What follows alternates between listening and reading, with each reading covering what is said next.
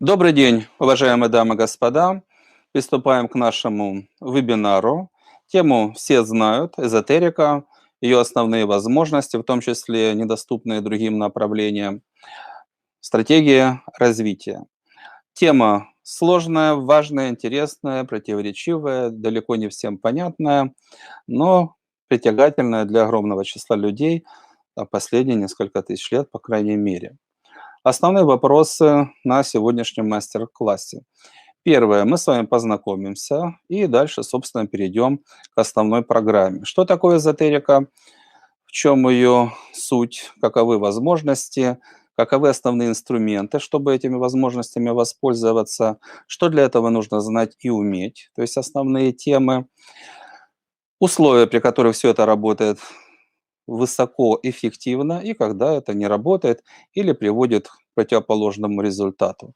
Дальше наши предложения, вопросы, ответы, статистика, ну и другие вопросы. Немного по организации. Пожалуйста, поставьте плюсики, у кого все в порядке со связью. Как правило, проблемы возникают или из-за сети, или из-за компьютера. Пожалуйста, если есть, вопросы к модератору. И в двух словах вещи достаточно очевидные, но на всякий случай напоминаю. Надеюсь, все знают, когда вы просто слушаете, 10-15% усвоения информации– это максимум. Когда записываете– 40-50. Ну, разумеется, когда действуете, это дает максимум. Ответы на вопросы в конце. И еще одна важная рекомендация. Желательно для себя четко понимать, когда вы не принимаете никаких решений, да, там, скажем, не отвечаете на вопросы, не формулируете свой ответ то ли да, то ли нет, то с этой информацией ничего не происходит. Да, когда вы ей присваиваете определенный показатель, скажем, да, согласен, нет, не согласен, тогда эта информация начинает в сознании работать, поэтому, ну, наверное, у нас вопросов будет немного, но желательно на них отвечать. По информации. Несколько слов. Для кого? Нет цели кого-либо в чем-либо убеждать или переубеждать. Да, нам необходимы люди, которым это интересно, они принимают, доверяют. Да? Поэтому материалисты, как бы если хотят что-то высказаться, то это не сюда. Нам нужны люди, которые принимают основы духовности, то есть Бог, душа, тонкие миры, они принимают, что это есть, и хотят понять, да, как это устроено, как практически можно с этим что-то делать, да, взаимодействовать. Если вам это интересно, пожалуйста, можно продолжить поиск. И следующее мы говорим сегодня вот так, как оно есть, да, не обходными путями, а так, как оно есть на самом деле. Вот, насколько это комфортно, некомфортно, это второй вопрос. Доверие, недоверие– это тоже второй вопрос. Итак, по знакомству. Меня зовут Мения Михаил Юрьевич. Я президент-основатель, научный руководитель авторского научного учебного центра Академия формирования личности. Здесь указаны соответствующие научные регалии. Доктор философии, гранд-доктор философии, 3 диссертации по данной тематике защищены. Профессор, академик, ну и соответствующие награды. Чуть позже немного, может, подробнее прокомментирую.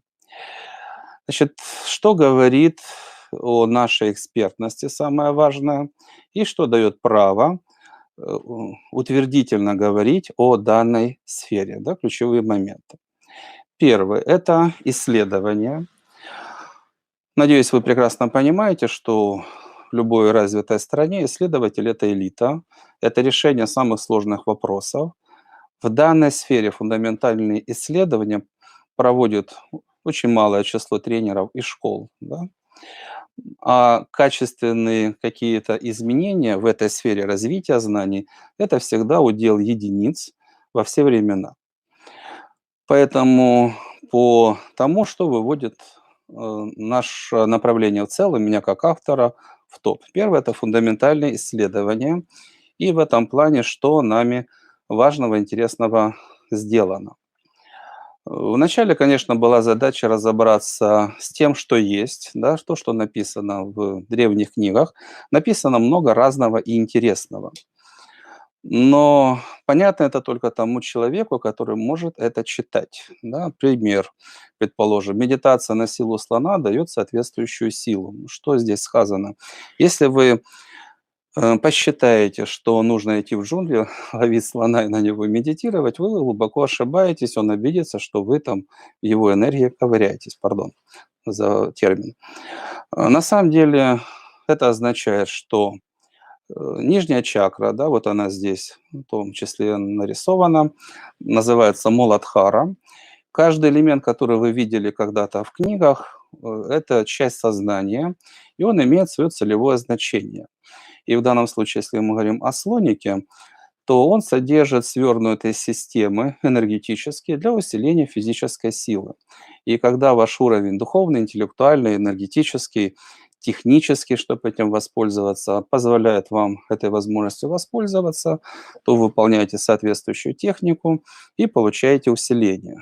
Да, это вот одна из причин, почему йоги, скажем, тоненькие, худенькие, а руки могут быть как клещи. Не у всех, конечно, а кто добрался до этого уровня. Но опять же, что такое первые элементы, о которых люди слышали? Да, это элементарные частички, которые являются одними из составляющих или лежат в основе энергии, для строения энергии.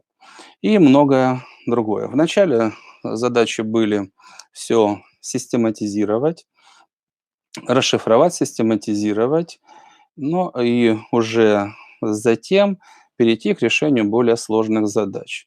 Да, кстати, наверное, смысл добавить. Мы этим занимаемся достаточно давно. С 90-го года я работаю в данной сфере, до этого обучался, да, в Академии йоги, там, в аспирантуре в направлении искусственный интеллект, а с 93-го года идет работа по созданию авторского направления. То есть за это время прошли огромный путь, в том числе для того, чтобы быстро получать большие объемы информации. У нас разработана своя методика работы с тонким миром. Да, но суть. Наука изобретает, а экстрасенсов десятки миллионов на Земле. Практически нового ничего не создают. Да, почему? Потому что нужно обладать обширными знаниями, фундамент, логикой, да, научным познанием, и тогда шаг за шагом эти знания развивать. Да, поэтому экстрасенсы могут спрашивать в тонком мире, да, там, получать ответы на свои вопросы, но это ни к чему по большому счету не ведет с точки зрения создания новых знаний. Если соединить научную методологию с экстрасенсорникой, то, что мы сделали, это позволяет получать информацию в больших объемах каждый день и развивать те представления, о которых мы говорим.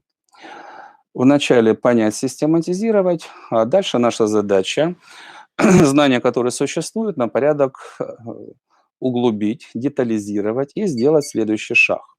Собственно, что мы и сделали. И это нам позволяет в том числе ставить следующие задачи. Ключевые из них здесь обозначены. Конечная цель — это не только нашего направления, а любой позитивной системы, чтобы и мир стал более одухотворенным, и наука, да, она поменяла свою парадигму. То есть сколько уделяется внимания там, человеку, счастью, силе, воле. В школе ноль, в средней школе. В институте примерно то же самое. На исследование, не помню, там, чего угодно, каких-то, ну, неважно, видов животных, одного вида, там, десятки тысяч могут быть грантов. То, что касается человека, это крошки. Если есть, вот именно в духовно-нравственной сфере, в эзотерической, это очень и очень мало.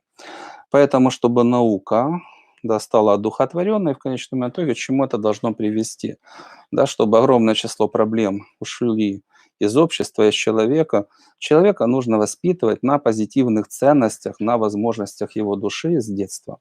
Это вот те цели, к которым мы идем, ну, конечно, идти к ним достаточно длительный процесс.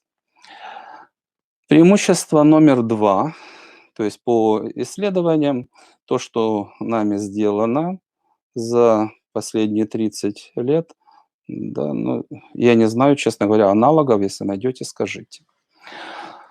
По Второе преимущество книги и брошюры — наша литература. Прекрасно вы все знаете, что одни люди книги пишут, да, это наиболее уважаемые эксперты, другие по ним преподают. В данном случае мы работаем исключительно на авторской литературе, на авторских разработках. И по книгам у нас подготовлено 4 серии. Первая «Эзотерика для профессионалов». Фактически о чем речь? Это теория. Основные наши достижения представлены, с ним можно познакомиться. Эзотерика для начинающих — это «Здравствуйте, кто мы, что мы», вернее, что такое эзотерика, понять, определиться, насколько вам это важно, интересно, насколько вы готовы эти знания принять. Дух рыцарства — это примерно та же, как Ричард Бах. Да, то есть, с одной стороны, это настрой для души, это художественная литература, с другой стороны, это ключевые позитивные программы о прошлом, настоящем, будущем, о людях, о том, как работают самые успешные организации и государства. Четвертая серия — реализация идей. В основном предназначена для чего? Наверное, все слышали, что золотой век, прекрасное будущее. Мало кто может его четко сформулировать, что это. Тем более мало кто может сказать, как туда прийти. Фактически речь об этом. Золотой век, и практически человеку необходим для чего? Да, будущее волнует всех. Оно или ужасное, или вы понимаете, как это может выглядеть с позитивной точки зрения. И если вы его принимаете, понимаете, как туда идти, по крайней мере, в этом направлении светлые силы вас начинают поддерживать. Если вы верите в плохое, ну, то ж вам виноват. Дальше. Учебные программы. Третье большое преимущество — это программы. Почему преимущество? Потому что большинство авторов и школ, они работают по самому легкому маршруту. Это краткосрочные курсы. Наш изначальный подход — это разработка долговременных программ. Почему? Чтобы быть специалистом в современном мире, вы не сможете, да, там, пройдя трехдневные курсы. Вам нужно высшее образование. Чтобы быть мастером спорта, тоже вы не станете за 3 дня. Даже английский вы не выучите за 3 дня. То есть, чтобы говорить о каких-то более-менее значимых результатах, человек должен получить фундаментальное более-менее образование. Да, поэтому с этой точки зрения, скажем, сравнить, вам нужен автомобиль для того, чтобы ехать с комфортом, там, удобно, далеко. Нужен автомобиль. Да, краткосрочные курсы — это купил колесо, гайку там или подшипник и положил у себя в гараж. Тоже пригодится, погладить можно, показать, но толку от этого м, мало. Для решения конкретных точечных вопросов, там лоб болит, помажь зеленкой, да, это подойдет. Если говорить в целом о развитии, то это мало что дает, краткосрочные курсы. Мало кто реализует долговременные программы. Почему? Это самый сложный вариант с точки зрения разработки программ и самый сложный вариант с точки зрения организации процесса. Да, потому что людям в том числе нужно побыстрее, попроще. Ну и тренинги во многих случаях превращаются во что? Многие тренеры говорят, оно не работает. Тренинги работают когда? Когда вы принимаете решение о том, что будете совершать постоянные усилия в большом объеме. Все остальное — это точечно, ну и для мотивации. Если говорить с точки зрения глобальной, э, для чего работает наше направление, какие задачи мы решаем, то здесь задача также выглядит следующим образом. Вот представьте, есть высшая сила, они отправляют вас на Землю. Зачем?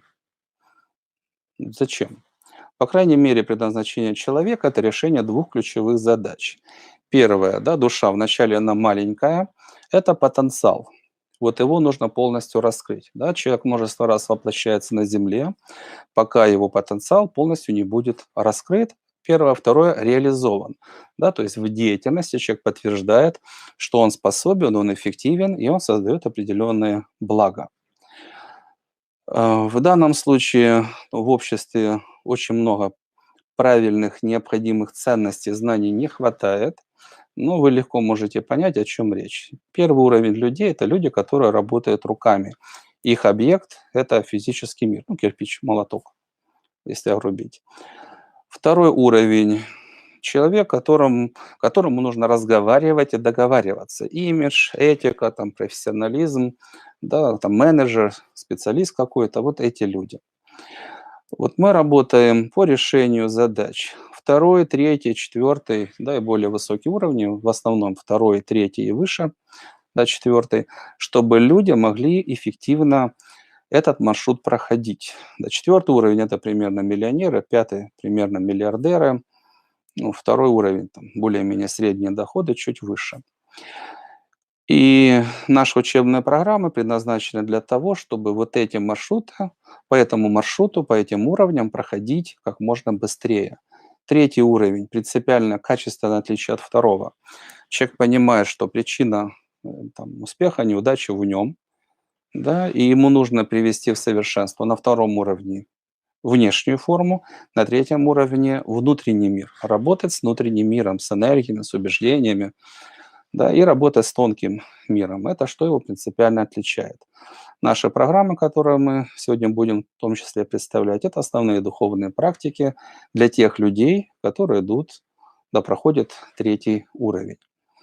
Наши цели глобальные по учебным программам в конечном итоге сделать развитие нормой.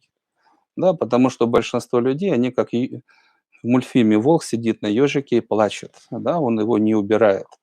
Да, задача, чтобы все проблемы были устранены, и человек, чтобы понимал, что это возможно и необходимо. Кто может назвать умным человеком, который сидит на ежике, плачет, жалуется на жизнь и ничего не делает, чтобы проблему убрать? Да, если он может стать на порядок лучше, сильнее, счастливее, успешнее, и он не совершает необходимых действий, у него для этого есть возможность, тоже нельзя назвать человека такого умным и ответственным. Четвертое преимущество. Программа можно подходить по-разному. Да? Там, готовиться к их выходу. В данном случае наша задача сделать все необходимое, чтобы программы были высокого качества и все условия были бы выполнены. С 2009 года, да, на основе там, порядка 15 лет подготовки, там, практик всевозможных, мы начали наши программы записывать. В том числе они прошли защиту на научном уровне в виде диссертаций, там, на различных конференциях, есть аккредитация, да, соответствующих учебных заведений. Да. Подготовка кадров у нас идет достаточно давно, и те кадры, которые сейчас у нас работают на лидирующих ролях, это наши суперпрофессиональные, уважаемые, да, любимые целители, они же ведущие. Опыт более там 10-15 лет, более 1000 сеансов в год, там сотни, наверное, спасенных жизней, еще больше там здоровья, семей и всего остального прочего. И у нас есть соответствующие результаты, которые более чем зачетные для того, чтобы эти программы выносить на широкую аудиторию. Мгм. Ну и заключительное по преимуществам – это признание. В данной сфере его в современном обществе достаточно непросто получить, но тем не менее и научное признание, и общественные рекомендации очень уважаемых людей, да, есть, скажем, в нашем арсенале не совсем корректно звучит, но у нас это признание есть. Да, одно из ключевых – это высшая общественная российская награда за труды Отечества, да, знак ордена Александра Невского первой степени, единственная в Украине, ну, рекомендация на Нобелевскую, ну и благодарности от Ватикана по решению вот соответствующих задач. В данном случае это книга, золотая книга «Слава России» по Александру Невскому. Это наши слушатели, мероприятия, сотрудники. Ну, справа тоже одни из наших курсов. Ну и как у нас проходят наши встречи и мероприятия. Я надеюсь, что для знакомства более чем достаточно. Пожалуйста, кто считает, что подход, который мы рассмотрели, да, чтобы это были программы ну, с глубокой проработкой, с большим опытом, с профессиональными кадрами и так далее, то, что мы с вами рассмотрели. Кто считает, что это правильный подход, вам он нравится, пожалуйста, поставьте плюсики. Кто считает, что это излишнее, кто любит очень горячие пирожки.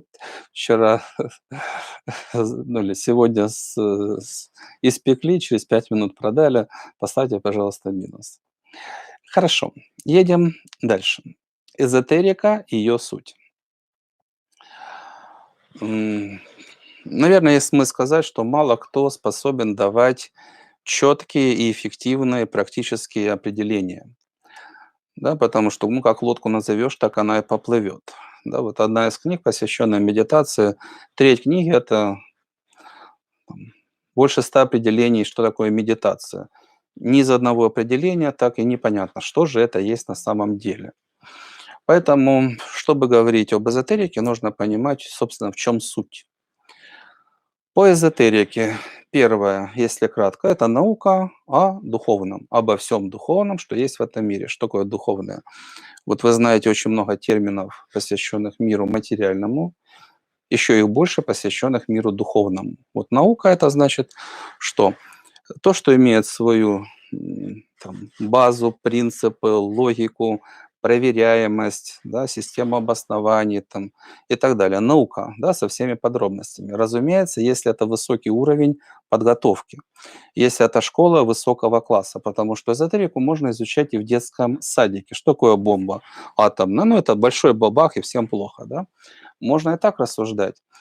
Но если это выстроенная система знаний, это строгая наука с четкими определениями, без противоречий, да, обоснованная, проверяемая и так далее.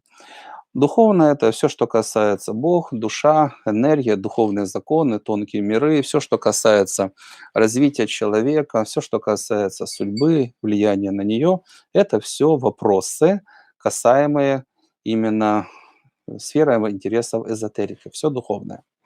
Ну и в том числе, да, как достигать успеха. Да, это законы, как включить максимальную силу, да, они выходят и на мир, разумеется, физический. В отличие, скажем, от науки, да, и от религии, по способу познания, какими инструментами пользуется эзотерика, основные принципиальные отличия состоят в чем?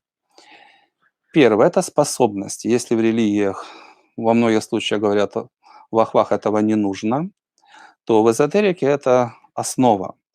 Да, вот одна из основных задач эзотерики — раскрыть способности видеть, слышать, ну и другие, чтобы взаимодействовать напрямую с тонким миром. И не надо человеку рассказывать, там, есть ли эгрегоры, как выглядят существа.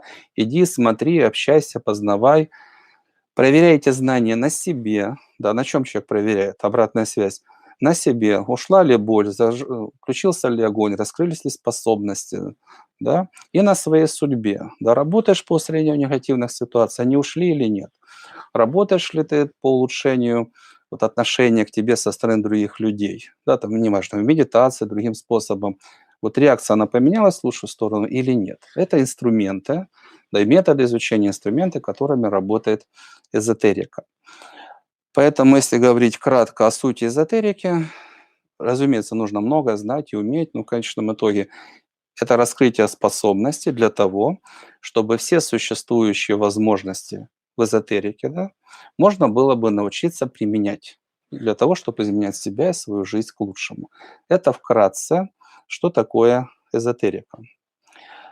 Дальше. Кто такой человек, который эти знания применяет в жизни? Значит, кто такой эзотерик? Желательно такую картинку для себя нарисовать. Да, на первом уровне. А что я могу?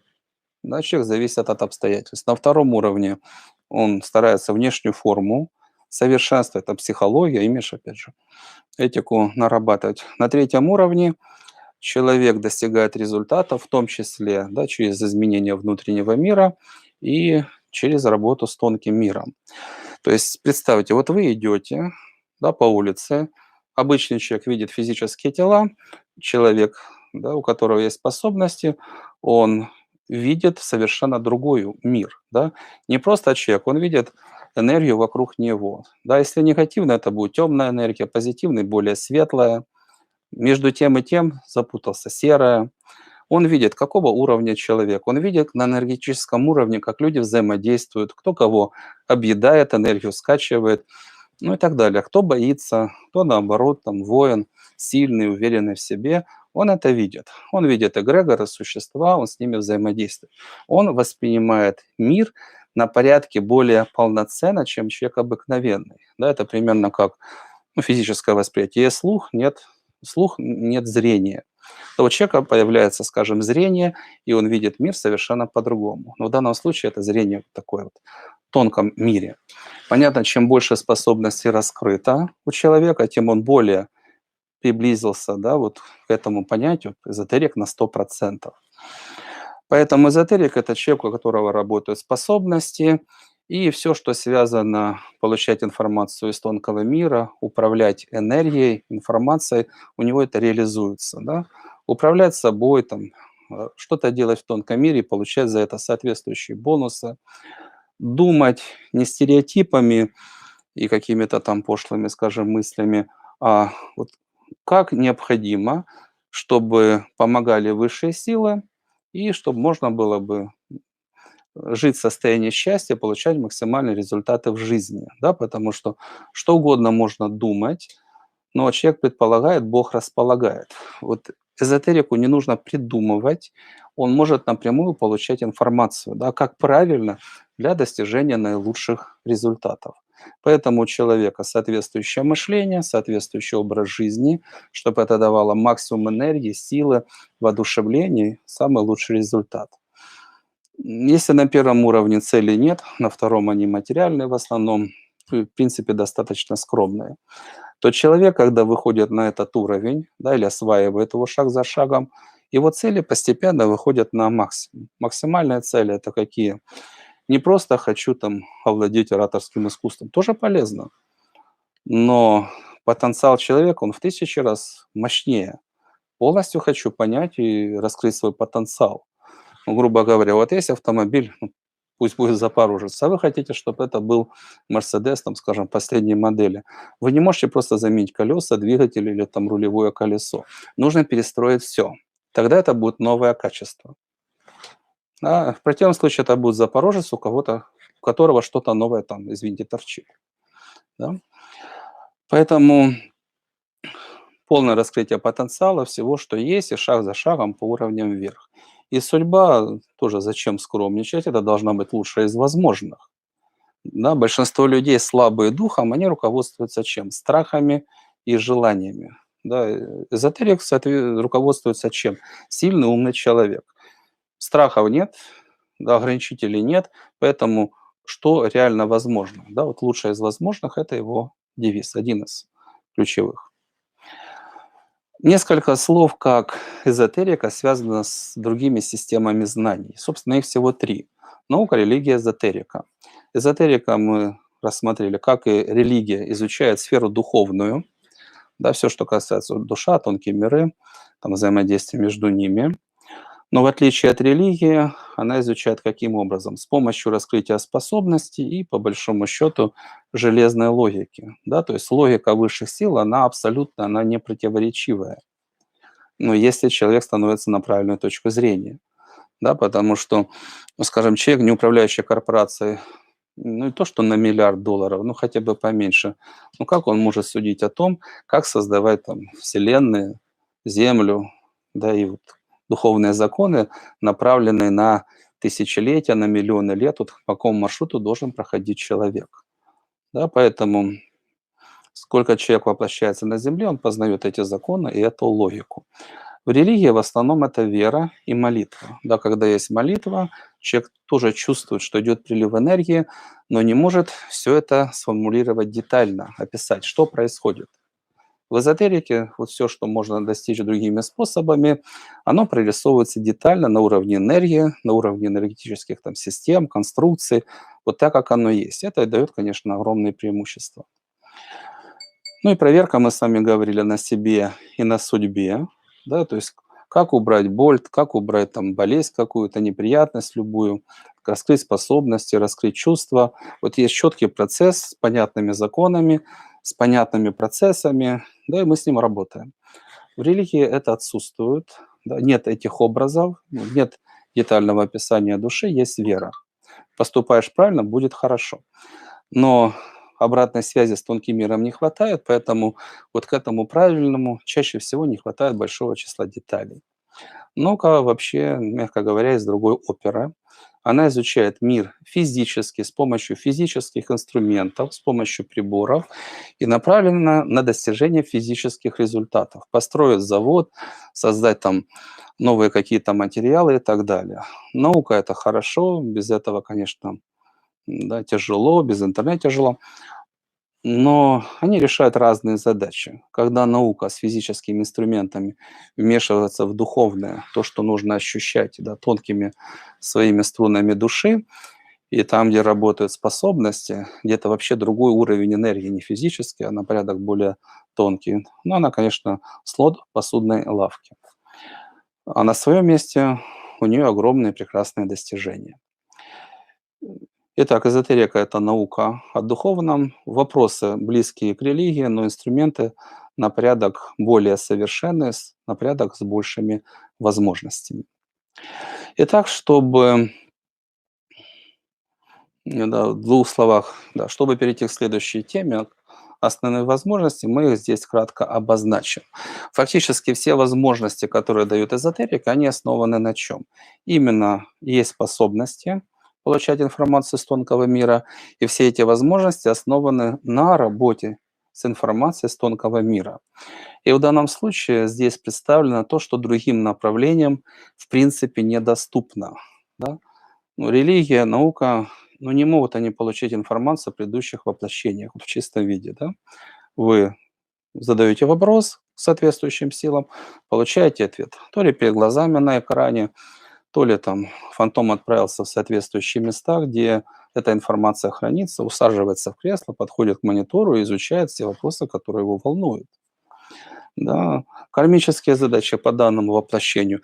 Для чего человек родился? Что он обещал высшим силам, когда его отправляли на Землю? Для этого нужно, опять же, связь с тонким миром. Последующее воплощение. Что думают боги о жизни человека? Он правильно живет или неправильно? Понятно, что все себя оправдывают, но это не освобождает от ответственности, да, и того, что ады переполнены, и далеко не все люди живут в состоянии восторга и наслаждения. Там более 90% имеют глубочайшие интеллектуальные заблуждения относительно этого мира. Да, их программы вгоняют их в негативное состояние, в апатию, в уныние, в депрессию, в разочарование, в тупики. Руки опускаются, крылья отрываются, выбрасываются за ненадобностью, потому что веры нет и так далее. Да, когда человек настроен правильно, энергии моря, глаза сияют, четко вижу цель, знаю, как ее достигать и вперед, да, с поддержкой высших сил. Поэтому по будущему точно так же, к кому обращаться, какую информацию получать, ну и дальше уже применять ее на практике чуть ниже, подробнее. То же самое касается внутреннего мира человека.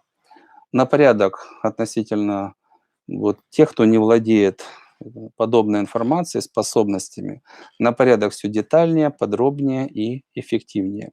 Чуть ниже, подробнее. Надеюсь, в целом, что такое эзотерика, мы познакомились достаточно. Итак, следующий вопрос – основные возможности.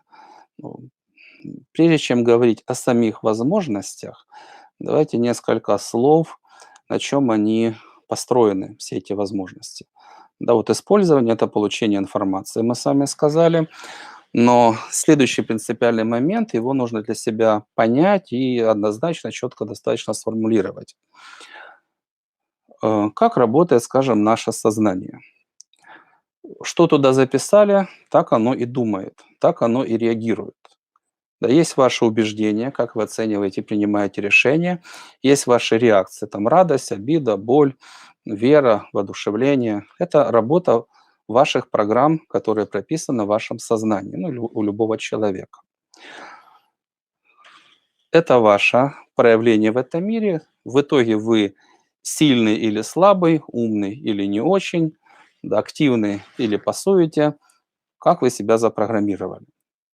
А из этого следуют все остальные последствия, победа или поражение. Э, Как отрабатывают ситуации и судьба, по которой силы вас ведут? Ну, принцип тот же самый. Силы — это существа, ну, грубо говоря, чек-лист, техническое задание. Эгрегор, скажем, это автоматическая система, у него задание по поводу вас любимого, что с вами делать. Неожиданную встречу организовать, там, болезнь какую-то получить, ну, хорошая или плохая ситуация и так далее. То есть это все записано в виде программ, в любом случае в виде программ. Программы работают в конечном итоге очень и очень просто. Если они позитивные, там, вы верите в себя, вы бесстрашны, вы активны и все остальное. Вы идете, сражаетесь, учитесь, побеждаете. В себя не верим, всего боимся, ждем, что счастье само упадет на голову. Негативные программы ведут к негативным результатам. Да, или вы кого-то там обидели, толкнули, не извинились, да, у вас много таких нарушений. Все это ведет к накоплению негативных последствий, да, они потом отрабатывают. Или сразу, или потом отрабатывают. Есть, кроме этого, программы, то есть одни персонально вот в вашем сознании, второе в тонком мире ваш адрес, третье, скажем, такие глобальные управляющие программы всегда и для всех. Да, всегда и для всех. Не для конкретного человека. Да, это духовные законы, да, которые существуют, в принципе, миллионы, миллиарды лет с небольшими изменениями. И законы, которые касаются там земли, страны, организации и законы в целом, ну и персональные, да, по судьбе, ну, того или иного, скажем, объекта. За счет чего достигается использование возможностей? За счет, прежде всего, изменения вот этих программ. Да? То есть нам нужно увидеть, нам нужны способности, чтобы получать информацию. В основе информации, что мы ищем, это программа, которая изменят нас и нашу судьбу. Да? То есть э, когда мы изменяем программы своего сознания, скажем, убираем страх, формируем бесстрашие. Классно? Классно. Не верю в счастье, верю, ищу, получаю, и обучаюсь, как его приумножать, защищать, да. Классно, классно. То же самое касается абсолютно любой ценности, да. То есть если мы изменяем программы сознания, мы получаем классные призы. Это непростые изменения, да, потому что проблемы себя защищают. Чаще всего защищают себя достаточно суворо. Ну, крайняя степень человека там в истерику вбрасывает, да, вот такие неконтролируемые эмоциональные состояния, да, поэтому работа с программами, там свои технологии, большую проблему делить на множество маленьких, но самые разные. Но в любом случае замена программы в своем сознании дает соответствующие очевидные бонусы. Страх на бесстрашие, скажем, душевную боль на восторг от жизни. Да? Работа в тонком мире, то есть благодаря тому, что вы, ну нельзя говорить, что вы договорились с высшими силами, вы не равны, да, человек не равный. Он, да, заключает договор, но это не равные. Вы нашли приемлемые условия, когда высшая сила говорит, да, негативный сценарий мы отменяем. Почему? Потому что изменился, взял позитивные там какие-то обязательства, выполняет их. Да, можно менять сценарий своей жизни. Но когда вы понимаете, какие требования именно высшие силы к вам предъявляют, что убирать и за что сражаться, когда вы получаете покровительство вместо негативных каких-то воздействий, воспитательных процедур. То есть в основе любых призов, которые получает человек, лежит работа с программами, и негативные программы заменить на позитивные, а позитивные развивать, развивать, развивать. В этом плане несколько слов. Есть смысл, да, чтобы правильно сформировать отношение тонкого мира к себе. Да? Когда человек, ну, такой печальный, неправильный, он считает, что тонкий мир, там всякие ужасы, его наказывают, и все это, разумеется, несправедливо, да. Всё это глупости, да. Всегда побеждает сильнейший, более быстрый, умный, бесстрашный и так далее. А, Цели тонкого мира. Да, вот человек не просто, ну, силы света — это не белые пушистые, они белые, но не пушистые. Да, это должна быть абсолютная сила, наивысшая сила в том числе, да, чтобы можно было сражаться со злом и его побеждать. Да, поэтому задача высших сил провести его по всем ступеням роста, чтобы все, чему можно научиться на Земле, человек научился.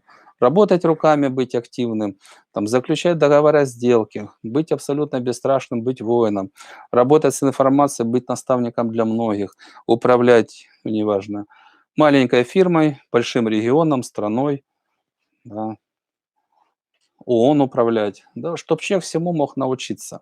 Когда он все это освоил, да, экзамены сданы, можешь переходить на следующий уровень развития. И в соответствии с этим методы, они стандартные. Прав — призы, не прав — воспитательная процедура наказания. Сначала словом, но затем, если товарищ не понимает, воздействия идут по нарастающей. Все сильнее, сильнее, сильнее. Если уж совсем не прав, вплоть до уничтожения души, если человек становится таким вредителем для окружающего мира огромного масштаба. Поэтому важно понять, еще раз повторюсь, что в основе всех, не всех, да, потому что обнять дерево и получить энергию — это тоже, в принципе, тоже эзотерика, да, но это не глобальный маршрут, да, если говорить о том, что качественно меняет сознание, качественно меняет судьбу человека, то это работа с программами. Программы управляют, мы меняем программы, мы меняем управление, какими мы становимся, и мы меняем реакцию тонкого мира, то есть судьбы, да, того, как силы ведут по жизни, там, создают ситуации, то ли блокирующие, то ли помогающие. Да, вот это основное. Это работа с программами, изменение программ.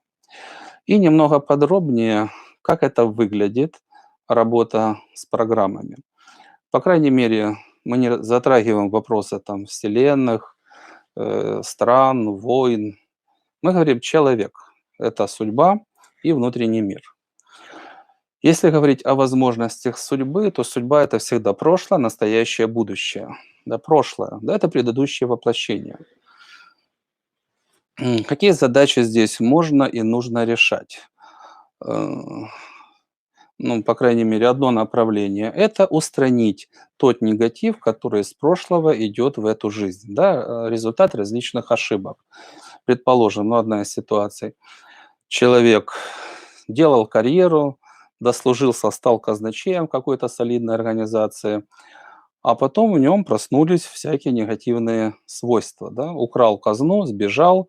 Что должна делать уважаемая организация? А нашли, на кол посадили или кожу спустили, извините, да, в средние века, предположим. И что, больно?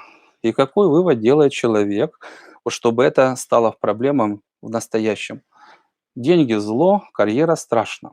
И вот пока в его сознании работают эти программы, он боится карьеры и денег и не понимает, почему. Да если он анализирует прошлое, делает правильные выводы, не зло деньги, а зло — это когда человек становится вором, да, извините, подлецом, предающих своих товарищей. Вот это вот зло. И от этого нужно освободиться. Когда человек понимает, что был неправ, да, он может очистить свое сознание, свою судьбу, все, не боится денег, и карма говорит, ну, исправился человек, можно и разрешить ему двигаться по карьере дальше. Да? С одной стороны, убрать негативное влияние прошлого, таких ситуаций море. Э, Таким образом, человек может освободить, да, очистить свое сознание, исправить свою судьбу, и таких ситуаций море. И шаг за шагом мы все эти ситуации изучаем. С другой стороны, в прошлом есть много хорошего, и на это нужно опереться.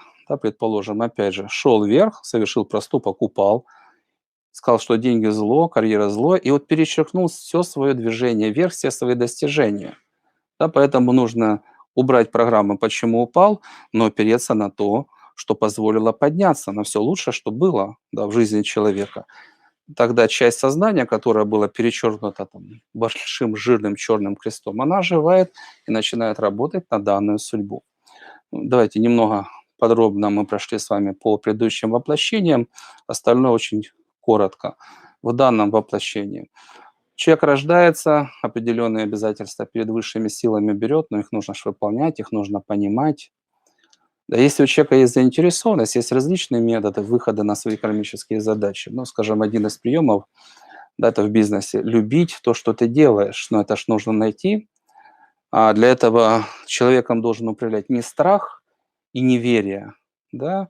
Страха нет, да, уверен в себе, что ты нормальный, достойный, способный, и дальше идешь, выполняешь условия, получаешь результаты.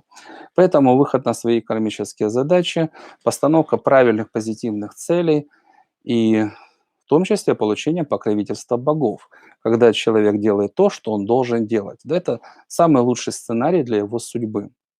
Но для этого ее нужно понять, ее нужно принять.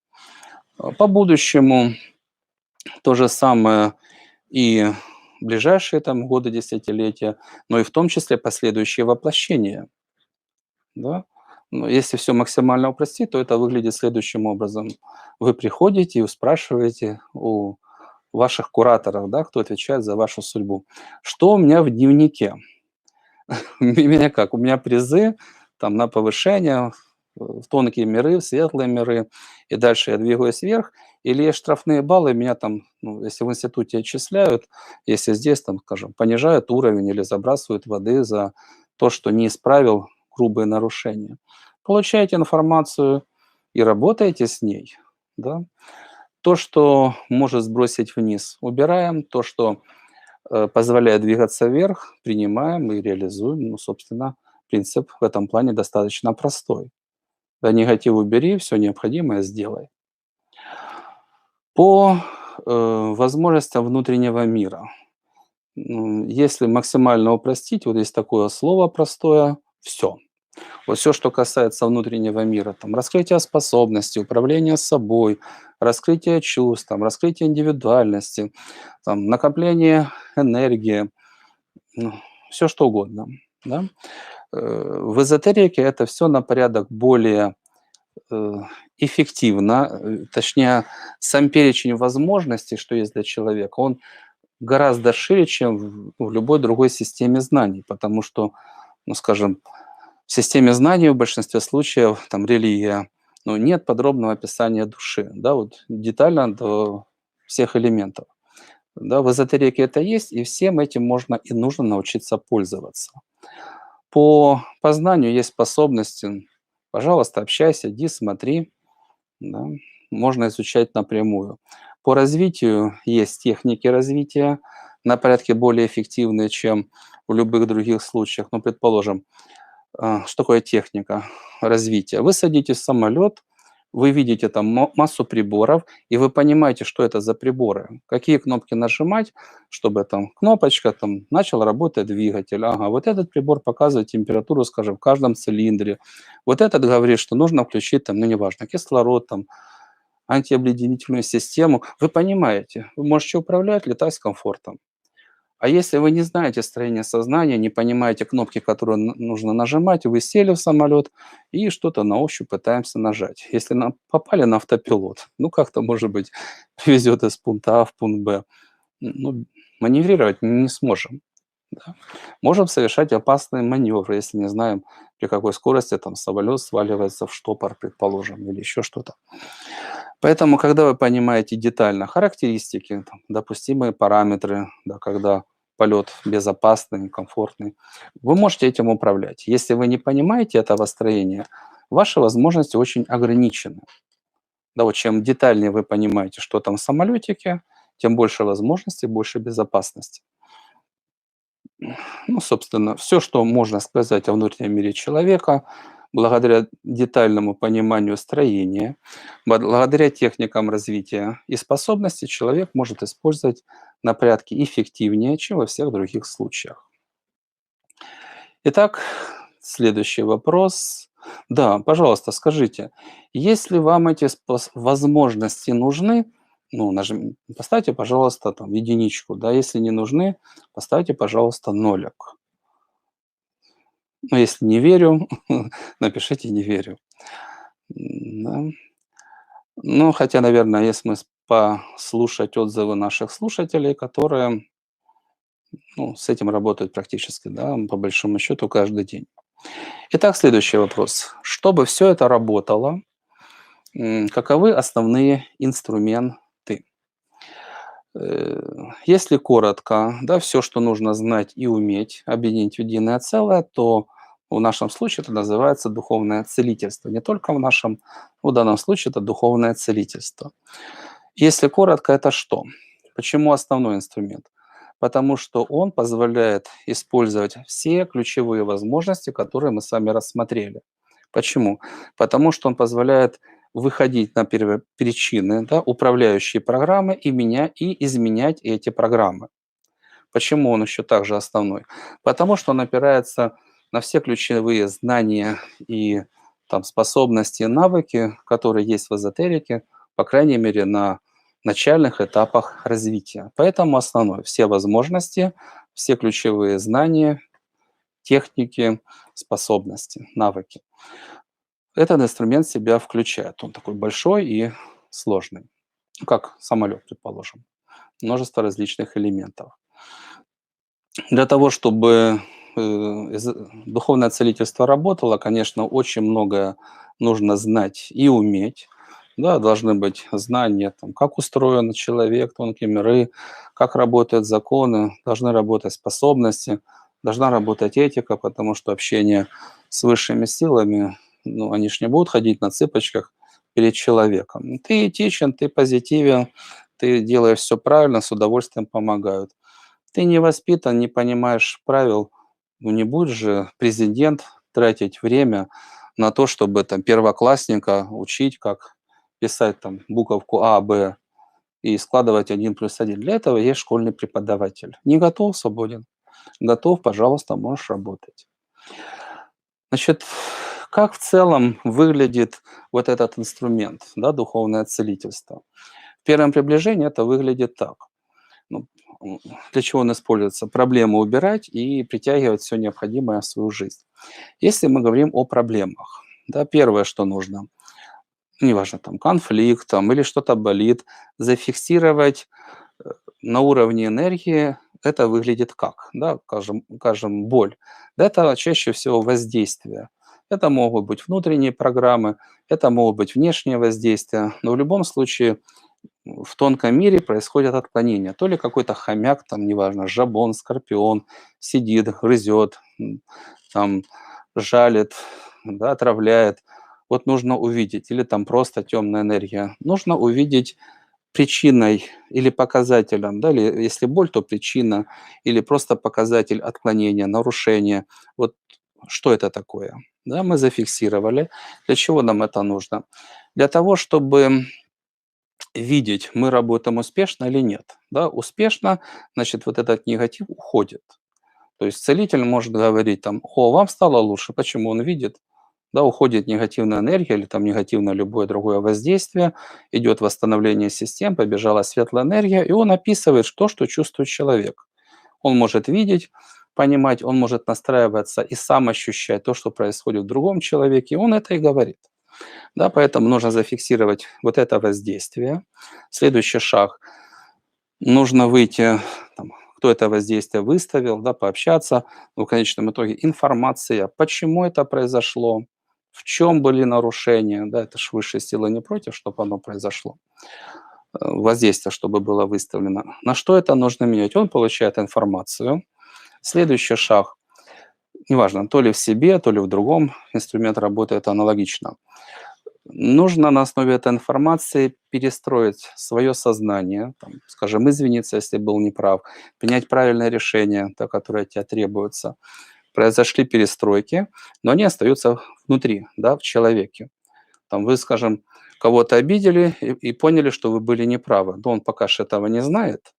Нужно прийти, там, извиниться, неважно, там, конфеты, шоколадки, ресторан, у кого там, что за ситуация, да, вы приносите извинения. Человек вас простил, и опять вместо противника становится союзником. Да, это важное действие, принести извинения. Да, вместо проблемы, да, друг, да, там, близкий или там, позитивно, который относится, это нужно научиться делать обязательно. Да, поэтому ритуалы это что? То ли извинения принести, то ли о чем-то попросить, то ли там принести документы, сказать, все сделано, дайте разрешение на то-то, на то-то. Да? Это следующий шаг, процесс, который запускает изменения в тонком мире. В тонком мире переписываются программы. И когда причины для наказаний устранены, условия для получения призов выполнены, тогда человек получает желаемое.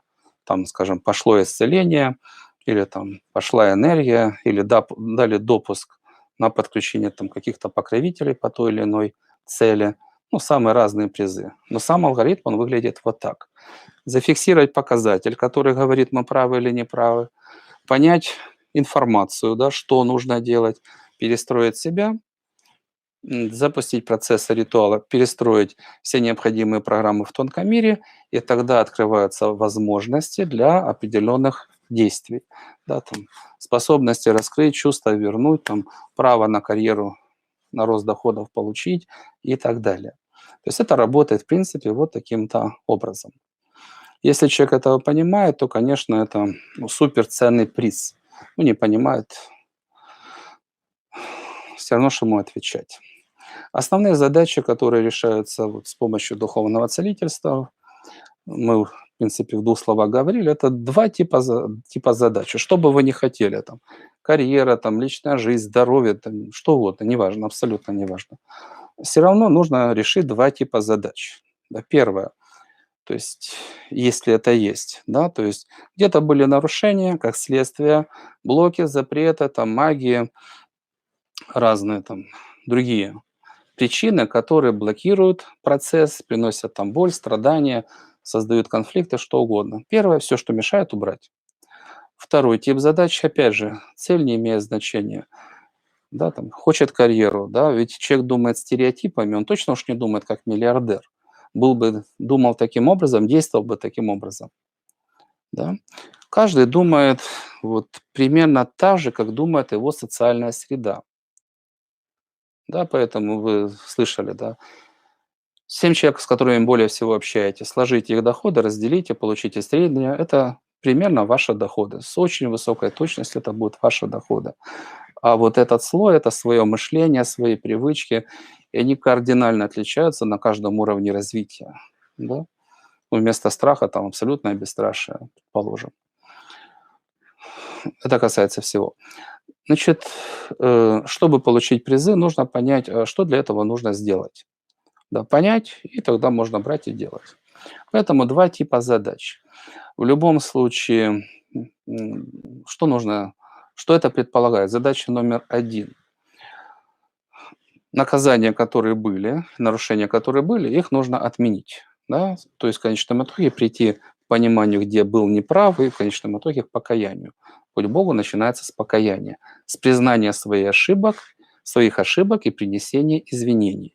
Если все сделано корректно, высшие силы или люди, или ваша душа, над которой человек частенько издевается, как враги не издеваются, она говорит, все, все, прощаю, да, спасибо, да, все, давай дружить. Поэтому суть– найти ошибку, да, признать ее и исправить, принести изменения. Вторая задача достигается каким образом? Суть– это получить, вот, скажем, карьера, там, что угодно, личная жизнь. То есть высшие силы снимают запреты, говорят, ты можешь идти, мы тебе поможем получить право. И они будут помогать. Право на движение к своей цели. Для этого что? Нужны ваши решения, я понял, что делать, и ваши действия. Да, если вы взяли обязательства, их нужно выполнять. Если вы сказали, да, я это сделаю, но не сделали, высшие силы пришли вам на помощь раз, пришли на помощь два, а потом говорят, дорогой, мы тут старались, да, а ты напрасно нас просишь, потом ничего не делаешь, не выполняешь обязательства, и говорят, хватит, все остальное сам, мы отказываем тебе в помощи. Да? Ну, точно так же, как и люди, ну, адекватные люди. Да? Нужно брать правильные обязательства, их выполнять. Чем у вас лучше работает этот принцип, тем, конечно, лучше вам помогают высшие силы. Собственно, основные темы, да, чтобы этот инструмент работал, самое важное, что нужно знать и уметь.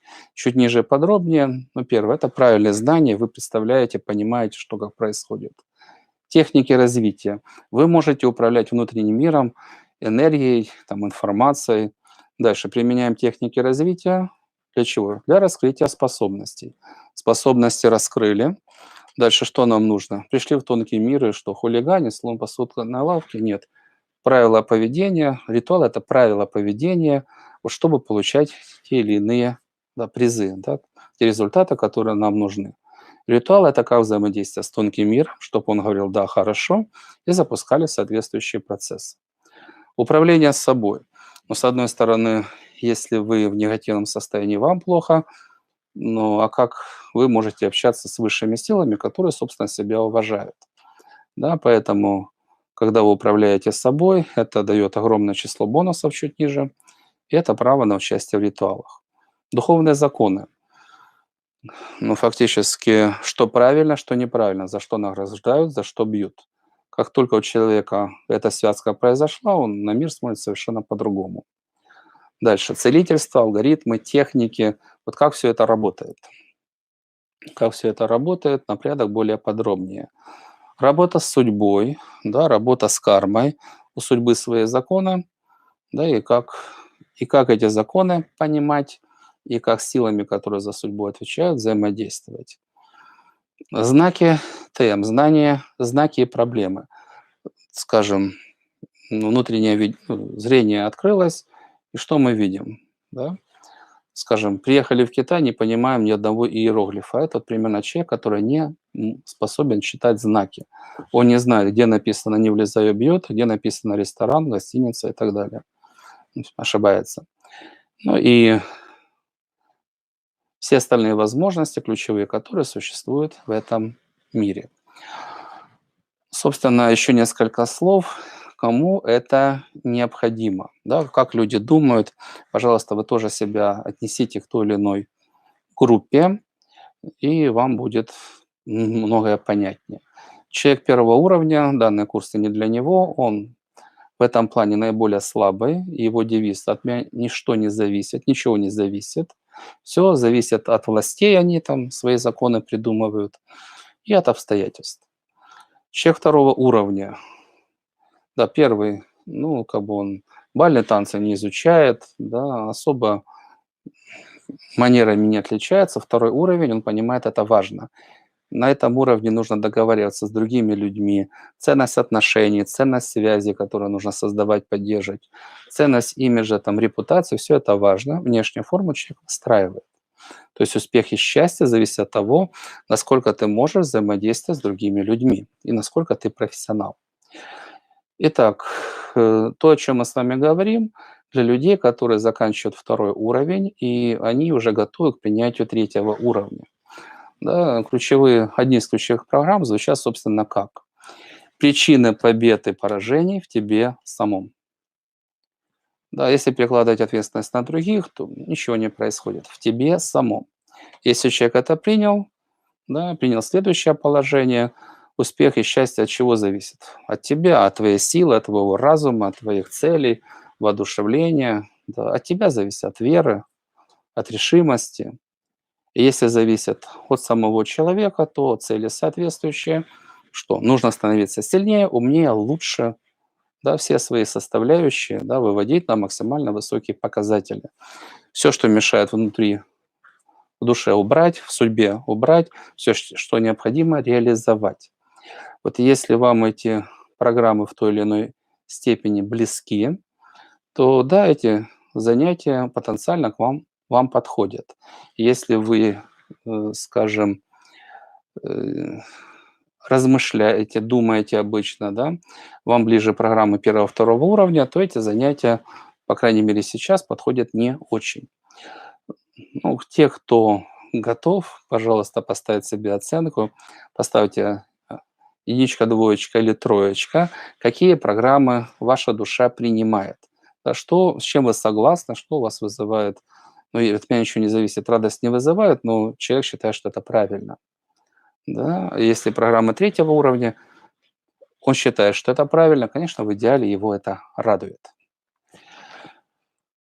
Итак, мы с вами рассмотрели, что такое основной инструмент, на какие темы, на какие составляющие он опирается, и немного по этим составляющим подробнее. Собственно, на основе вот этих же тем и выстраивается наша программа. И вначале несколько слов тоже очень будет полезно представить такую глобальную картину вашего роста, да, по жизни, там, по воплощениям. Первый этап, если мы говорим об эзотерике, это освоение как раз того, что мы говорим, это духовное целительство. Инструмент, как все проблемы убрать, все достоинства сформировать. Инструмент сформировали. Следующий шаг, мы его применяем. Что нам нужно сделать? Убрать весь основной негатив, то, что болит и не получается, и сформировать, скажем, такой механизм, который позволяет наращивать силу. Все, то, что у нас сбоит, убрали, то, что ведет к накоплению сил, энергии, там, возможностей, построили. Тогда возможен третий этап. Фактически это неограниченный рост. Да, пока человек идет шаг вперед, два назад, это тяжело. Падение с достигнутой высоты – это тяжело. Здесь верю, здесь сомневаюсь, да, здесь говорю правду, здесь обманываю, тяжело. Да, когда человек же идет вот таким, по такому сценарию, все, что мешает, убрали, основы силы выстроили, вперед, вперед, вперед, дальше его остановить невозможно. Да, и фактически то, что мы говорим, это первый этап. Да, это вот такой инструмент. Спасибо за, да, за ответы, за плюсики, минусы. Спасибо. За единички, за двоечки, за троечки. Мгм. По-разному. По-разному. Ну, главное, чтобы это была правда. Собственно, те же темы, которые мы рассмотрели, это и есть наша, да, первая основная программа. Первые 5 тем – это первый семестр, примерно полгода плюс-минус. Второй семестр – это следующие 5 тем, еще примерно полгода. Итак, немного подробнее по нашим темам, которые мы коротко обозначили. Тема номер один – это основные представления. Да. Неважно, какую сферу мы изучаем, первое, нам нужно что? Нам нужно понимать термины, что как называется, каким законам подчинено, для чего. Чтобы в сознании были логические конструкции, образы, чтобы мы могли размышлять, принимать соответствующие решения. Да, что нам нужно понимать? Прежде всего, что такое энергия, какими она свойствами обладает. Бог, душа, тонкие миры, многое другое – это то, что нам нужно знать.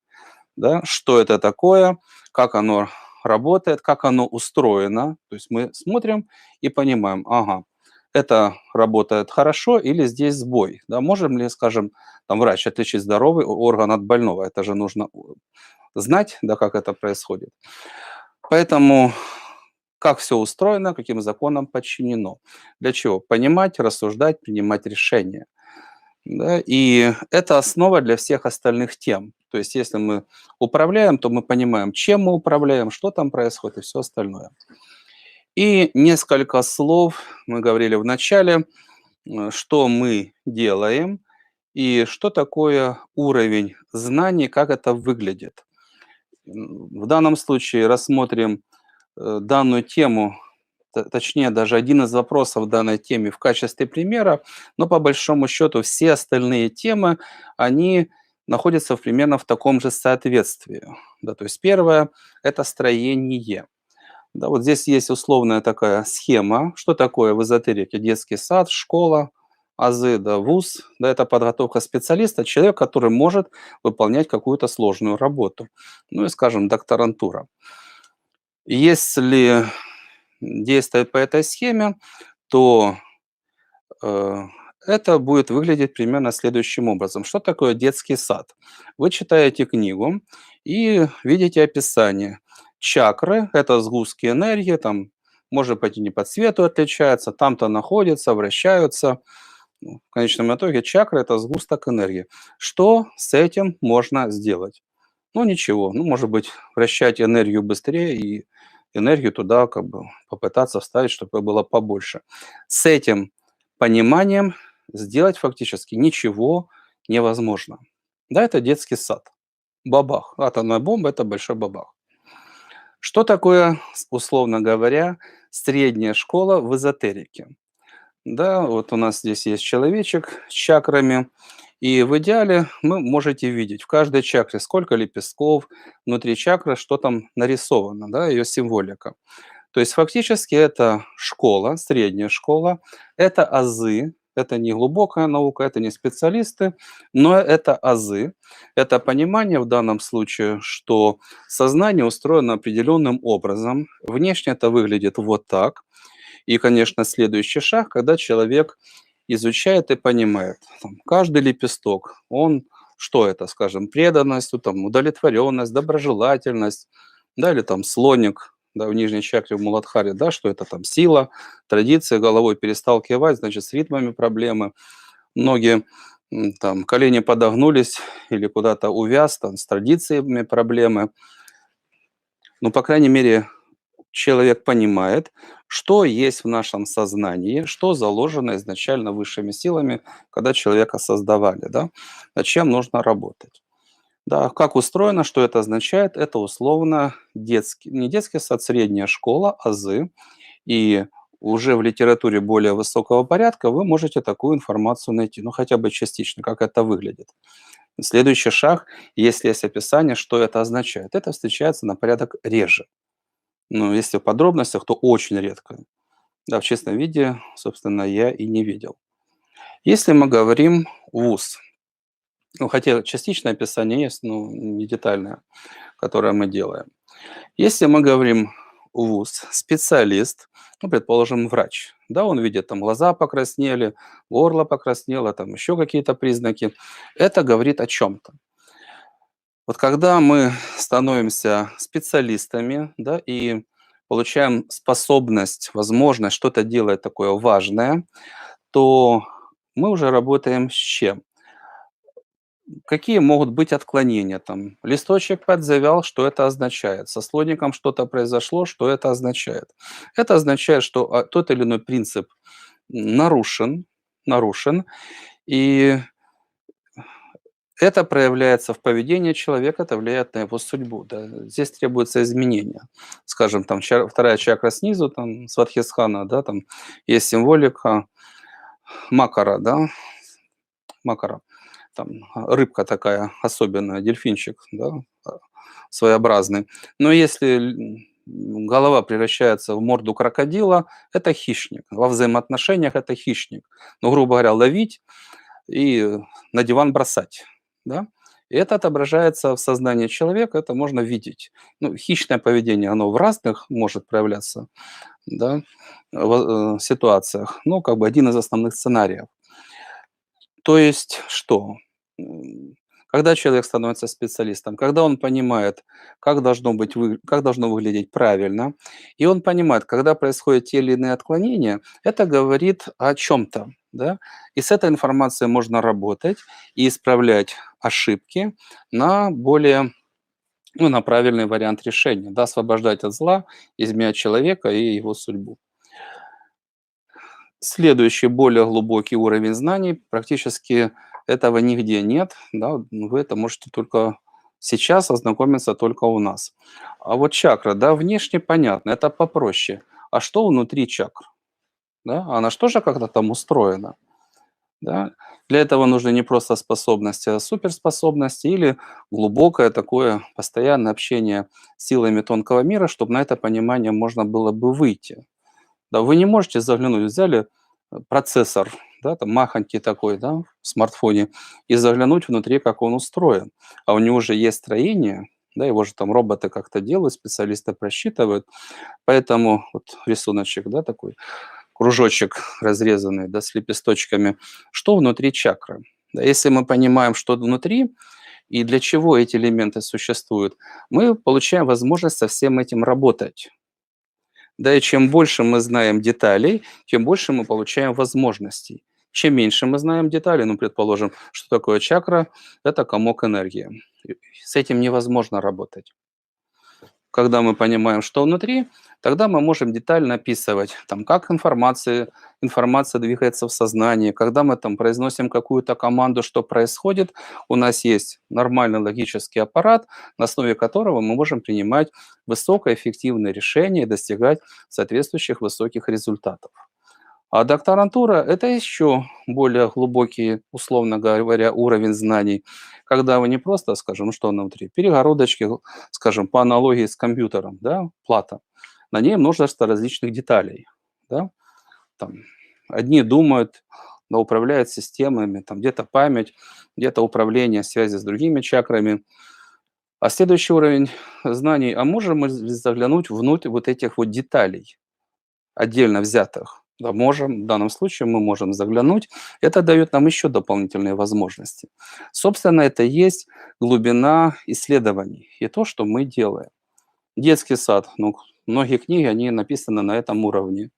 Да, меньшая часть достаточно редко для школы. По вузам, ну, почти нет в открытом доступе такой информации. По докторантуре, ну, вообще нет, намека нет. Но то, что внутри чакры, такой информации лично я нигде не видел. Если будет информация, дайте знать. Хотелось бы, да, воспользоваться этими источниками, да, в том числе для научных работ. М, В первом приближении, да, понятно, что такое знание, какова глубина их проработки и для чего они нужны. Итак, когда у нас есть представление, мы можем думать, размышлять, оценивать. Следующий шаг, который мы делаем, нам нужны техники развития. Да, то есть в сознании какие кнопки есть, ну, в кабине самолета. Когда мы что-то нажимаем, что мы получаем? Где двигатель, там, где закрылки, где навигация, где связь, где там погода, где другие самолеты. Да, мы можем этим управлять. Если мы не знаем, как что устроено, где какие кнопки, мы не можем этим управлять. Просто сесть в кабину и нажать какую-то кнопку — страшно жуть. Нажимаешь кнопку, думаешь, двигатель заводится, а она почему-то выстреливает парашют. Нажимаешь, думаешь, это газ, а почему-то, ну, скажем так, в маленьких самолетах нет больших, сливается топливо, да, или еще что-нибудь, какой-то прикол. Да, чем лучше вы знаете, как работает наше сознание, тем более высокоэффективные техники вы можете использовать. Ну, одни из основных. Самовнушение — это что? Волю на максимум и с максимальной скоростью мы можем перепрограммировать наше сознание, там, вкладывать энергию в отдельные системы, раскрывать, преобразовывать, вычищать, выжигать, ну, какую программу зададим. То есть мы запускаем информационно энергетические процессы, которые меняют наше сознание, тело, ну, там различные другие системы. Медитация — огромное множество типов. Одни для набора энергии, там, гармонизации сознания, другие — общение с тонким миром, там, со своей душой, там, моделирование ситуаций, там, включение каких-то новых состояний, новых качеств. Ну, это все медитация.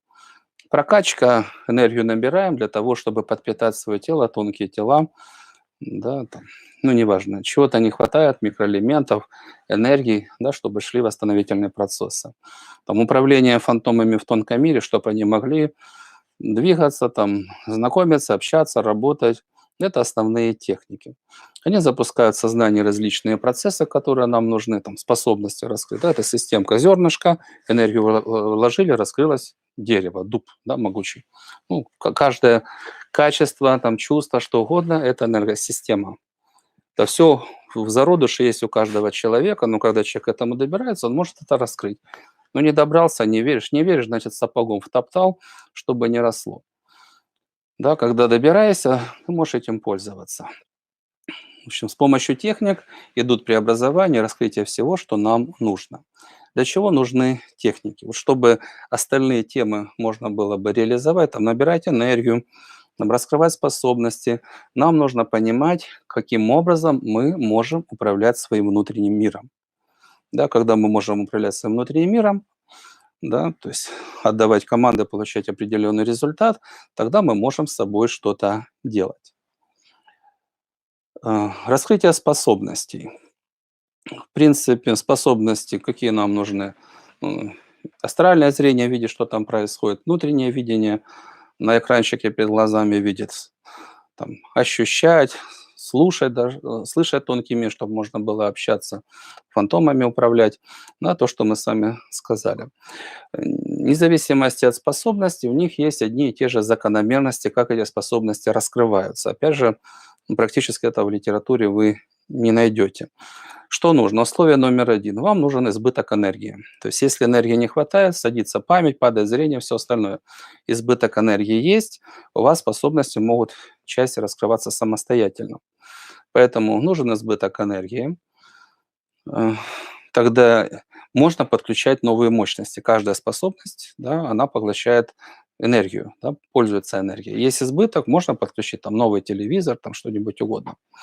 Нужен избыток энергии.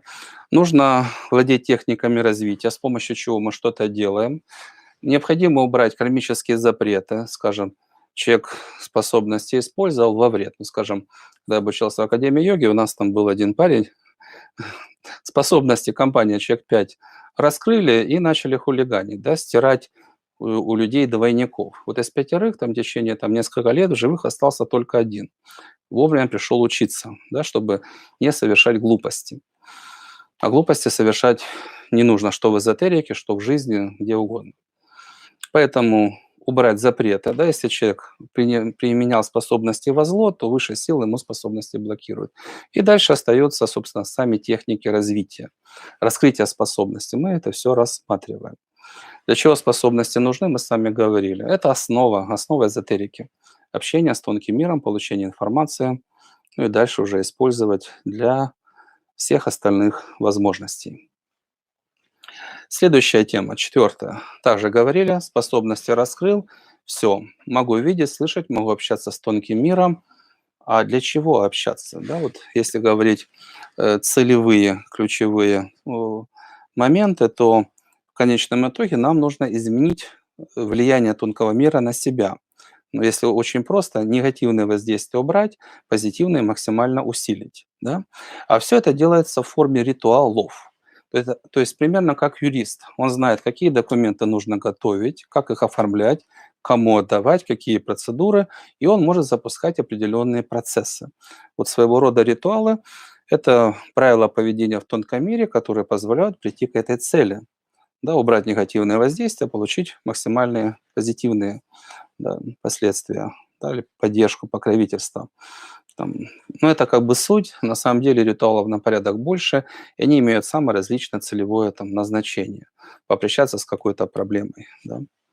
И там покровительство тоже самое разное. Предположим, вы хотите там карьера, взаимоотношения и так далее. Одно из условий– ваше сознание необходимо, чтобы подключили к соответствующему эгрегору, так, источнику силы, информации, создания необходимых ситуаций, и чтобы представители этого эгрегора взяли вас под свое крыло. Да, вот для этого в том числе ритуалы. Они нужны, да, в конечном итоге исцеление, достижение любых целей по судьбе, но в том числе там качественных преобразований собственных, да, и для роста состояний, для раскрытия способностей. Ну, в принципе, как элемент использования всех ключевых возможностей, которые есть в эзотерике, есть в тонком мире. Следующая тема, да, это все основные темы эзотерики и ключевые темы, да, нашего курса, нашей программы. Управление собой. Ну, надеюсь, как бы для чего это нужно в целом, понятно, хотя на самом деле все, что очевидно для большинства людей, оно не очень нравится им это все слышать и это делать. Да, вот что такое позитивное состояние? Покой. Это означает, что негативные программы вами не управляют. У вас нет там страха, обид, раздражительности. Почему? А зачем? Вот вы так подумали, а зачем? Понятно, что это не так просто. Это же привычки скопированные, они повторяются десятилетиями или многими воплощениями. Просто так это не исправишь. Но если подумать, вот зачем вам негативные реакции? Зачем жить в состоянии уныния, там, обиды, разочарования? Ну зачем? Рационального ответа нет, но привычка есть. И многие так живут, большинство так живет. Да, поэтому негативное состояние вам плохо, окружающим у них хватает своих проблем, им плохо. Входите в ситуацию в негативном состоянии, вы ситуацию делаете хуже. Да, предположим, ведете переговоры, сорвались на крик, ну, закончилась сделка. Да, вас вычеркивают из списка переговорщиков, с вами больше дела иметь никто не хочет. В тонком мире вас не примут. Да, зачем? Да, есть 2 минуты на разговор, а из них там 1,5 минуты претензии, обиды. Ну, кому это нужно? Никому это не нужно. Да, поэтому состояние должно быть позитивным, да, то есть покой, нет зла, да, и дальше вот чем больше у вас внутреннего света, тем лучше, да, то есть вера, там, доброжелательность, удовлетворенность, сила, там, доблесть, все остальное прочее, вы понимаете, что это, культивируете эти свойства и усиливаете, усиливаете, усиливаете. Когда достигаете определенных показателей, вы влияете на окружающий мир. Да, и чем выше ваша вера, энергетика, там, решимость, тем больше вы влияете на окружающий мир.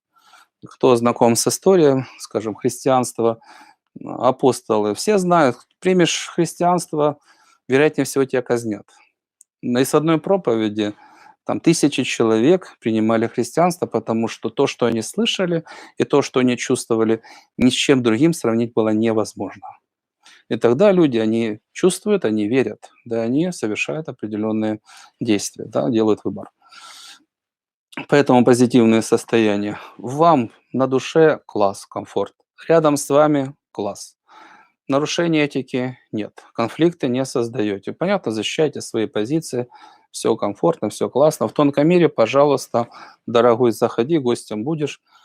И кроме всего этого, идеальный вариант, когда вы правильно настраиваете свое состояние, вы входите в режим постоянного роста энергии. Да, вот все, что происходит, вы с точки зрения энергии начинаете анализировать, вы теряете или приобретаете.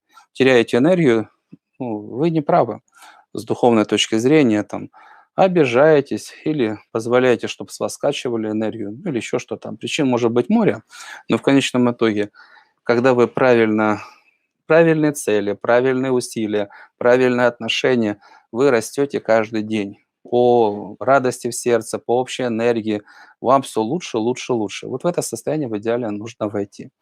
Да, поэтому тема управления собой, в целом огромное число плюсов, и в том числе, что можно было приходить в тонкий мир и нормально участвовать в ритуалах, общаться с высокими силами. Следующая тема – иерархия духовных законов.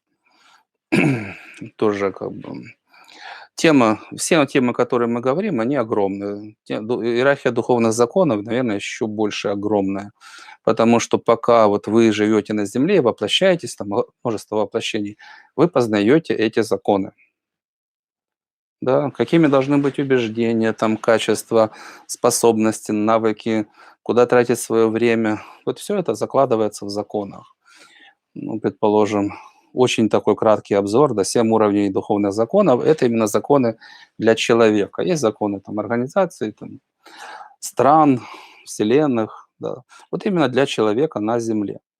Первый уровень отношения к высшему, ну, это самое важное. Бог создал человека, чем платит человек? Большинство платит глубокой неблагодарностью, а потом обижаются, что ж так жить тяжело. Да? Даже наука, там статистика, да, определяет, что, ну, у кого есть вера, тот на порядок более счастливый человек. Да, потому что, по крайней мере, к Богу претензий нет, боги помогают. Ну, классно.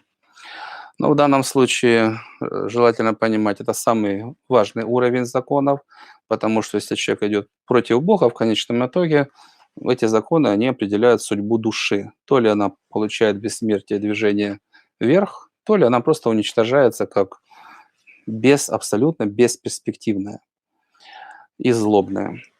Второе – это основные духовные принципы отношения к там, высшим силам, к чувствам, вот самым важным ценностям. Быть честным, там, не причинение ни вреда, не присвоение чужого. Она определяет судьбу воплощений. Ну, пример.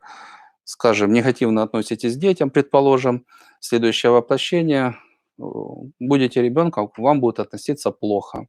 И в основном, как правило, те люди, к которым вы относились плохо. Да? Духовные принципы определяют судьбу воплощений. Понятно, что огромное число законов в этой сфере. Цели, планы, приоритета, да, ради чего жить, определяют, как долго вы будете жить, да, и там, какие возможности судьба вам будет давать или не давать. Четвертый уровень. События, призы, наказания. Ну, это как тонкий мир намекает, не намекает или где-то предупреждает, где-то поощряет, в зависимости от того, вы идете по жизни правильно или неправильно. Ну, предположим, любые ситуации, связанные с угрозой для жизни, это показатель того, что очень неправильно человек шагает по жизни, и следующего предупреждения может не быть. Скажем, попали в аварию там, с риском для жизни, да, или на ваших глазах трагедия разворачивается. Может быть, не всегда, но в большинстве случаев это предупреждение. Дорогой, подумай, ради чего ты живешь, иначе, как бы, может быть, пора собирать чемоданы. Да? Вот если человек включает эзотерическое мышление, происходит событие какое-то, ну, неприятное, приятное, всегда и можно, и нужно выяснять, Для чего это? Почему это? Если вы себе задаете себе, да, в тонкий мир задаете такие вопросы, вы начинаете понимать, что просто так кирпичи на голову не падают. Да? И тогда жизнь, она становится совершенно другой. Ну, предположим, человек хотел уехать на заграницу и там остаться, а его судьба в этой стране. Руку сломают, ногу сломают, еще что-нибудь, что-то произойдет, и будет так, как должно быть. По судьбе, а не так, как человеку хотелка какая-либо включилась. Да? Ну, дальше. Правила внутреннего поведения, ваше состояние, убеждения, честь, достоинство, да, внешнего поведения, все, что касается внешней формы, этики, организация жизни, куда мы тратим время, ну, в зависимости, там, ребенок, постарше, да, и приличное число воздействий, последствий, оно от управления временем, правильно или неправильно. Большинство людей живут крайне неправильно, дом, работа, быт, все. Это человек, который, по идее, звучит гордо. Значит, по законам есть их суть, да, что касается данной темы. Есть суть законов, как правильно, есть отклонения, какие основные бывают. Если правильно, какие призы, если неправильно, какие наказания. Да, это ключевые моменты. Следующие ключевые моменты, как это все в тонком мире организовано. Иерархия кармы, какие там фигуры, какая у них ответственность, с кем, собственно, все эти вопросы можно, да, обсуждать, получать информацию, реализовывать. Сами механизмы работы законов достаточно простые. Вы во что-то верите. Правильное убеждение, ваше сознание включается в плюс. Рождается энергия, сила, там, вера. Неправильно сжимается, больно, и еще кармические воздействия вас усиливают, да, вот эти негативное влияние, да, чтобы можно было прочувствовать. В идеале прими решение. Боль убери. Если человек начинает обижаться и оправдываться, яма становится глубже. Значит, духовные законы – это основа, да, вот духовное целительство, собственно, мы решаем какие задачи, где нарушение, что убрать, как правильно, что формировать. Это основа и для духовного целительства, и для там, формирования мышления, постановки целей, да, планирования своей судьбы и всего-всего-всего. Фактически все это идет на основе духовных законов. Если человек входит в закон, ему помогают высшие силы. Если он идет против закона, ну, паровозу как бы не хочется кого-либо давить, но если кто-то встретился, что ж делать? Седьмая тема. Основа духовного целительства, то, что мы с вами говорили, да, здесь изучается, конечно, на порядок более подробно. Да, мы говорили, что это основной инструмент, понятно почему. Да, вот все алгоритмы на порядок более подробно, потому что есть как бы универсальный алгоритм, есть различные ситуации, в которых там тысячи подробностей, и нужно понимать, что это за подробности, как там маневрировать. Наверное, чуть ниже, может быть, несколько примеров. Так, для чего, да, целительство необходимо, мы с вами говорили. Проблема, есть первопричина, обнаружить и убрать. Хочешь получить какой-то приз, карьеру, там, способности, чувства, пойми, что нужно для этого сделать, и сделай, и получи результат. И в том числе, для чего это нужно. Вот человек смотрит в свое будущее, а какие цели доступны, а как правильно, а что высшие силы будут поддерживать. В целом, для принятия решений нужно общение в идеале с тонким миром. Или давайте немножко по-другому. Во что, кому доверяет человек обыкновенный? Соседу, такому же обыкновенному. Судьба такая же обыкновенная. Статистика печальная. У кого учатся успешные люди? У успешных, да, в идеале у самых успешных. Им все равно, что думают окружающие. Они определили, кому они доверяют. Если мы говорим об эзотерике, да, то основной авторитет – это кто? Кто создал эту землю, кто от лица высших сил персонально отвечает за вашу судьбу, за ваше развитие. Да, персонально ответственный, у которых есть досье по вашим по всем воплощениям. Это его работа, или точнее служение. И он специалист, он заинтересован. Но основное – это его право принимать решение, что с вами делать и с вашей судьбой. Да, вот это основной источник информации. Работа с судьбой, да, мы говорили отдельные законы, ну, здесь в виде примеров, там нижняя картинка – это одно из занятий, да, там по работе с предыдущими воплощениями, верхнее одно из занятий по данной жизни, работа с самореализацией, то есть какую информацию нужно получать, анализировать и дальше с ней работать. То есть по судьбе нужно понимать законы, понимать силы, которые курируют эти процессы, понимать, где находятся источники информации, да, базы данных, и как со всем этим, да, работать. И диапазон вопросов по судьбе, да, это предыдущее воплощение, данное воплощение и будущее. Мы с вами говорили, да, в соответствующих, да, разделах о возможностях. Мгм. Ну, в данном случае, если говорить работа с судьбой, то в идеале цель для эзотерика — это лучшая из возможных. Да, много условий нужно выполнить, в том числе, чтобы цели соответствовали требованиям кармических задач, чтобы они были одобрены высшими силами и так далее. Основные знаки возможности. Ну, чтобы, скажем, приехали в Китай, смотрим на иероглифы, ничего не понимаем. Да, вот вошли в тонкий мир, ничего не понимаем. Вот нужно, чтобы мы понимали и читали знаки, да, ну, предположим, что одни из ключевых моментов. Вот человек, да, вы же знаете, там, скажем, мудреца или глупца можно принять за мудреца, да, он задает какие-то вопросы, говорит странные вещи, и таких вопросов очень много. То есть одно из самых важных. Существа различные по уровню. Кто выше вас по уровню? Да, у кого есть смысл учиться, а кто ниже, он вам не сможет помочь.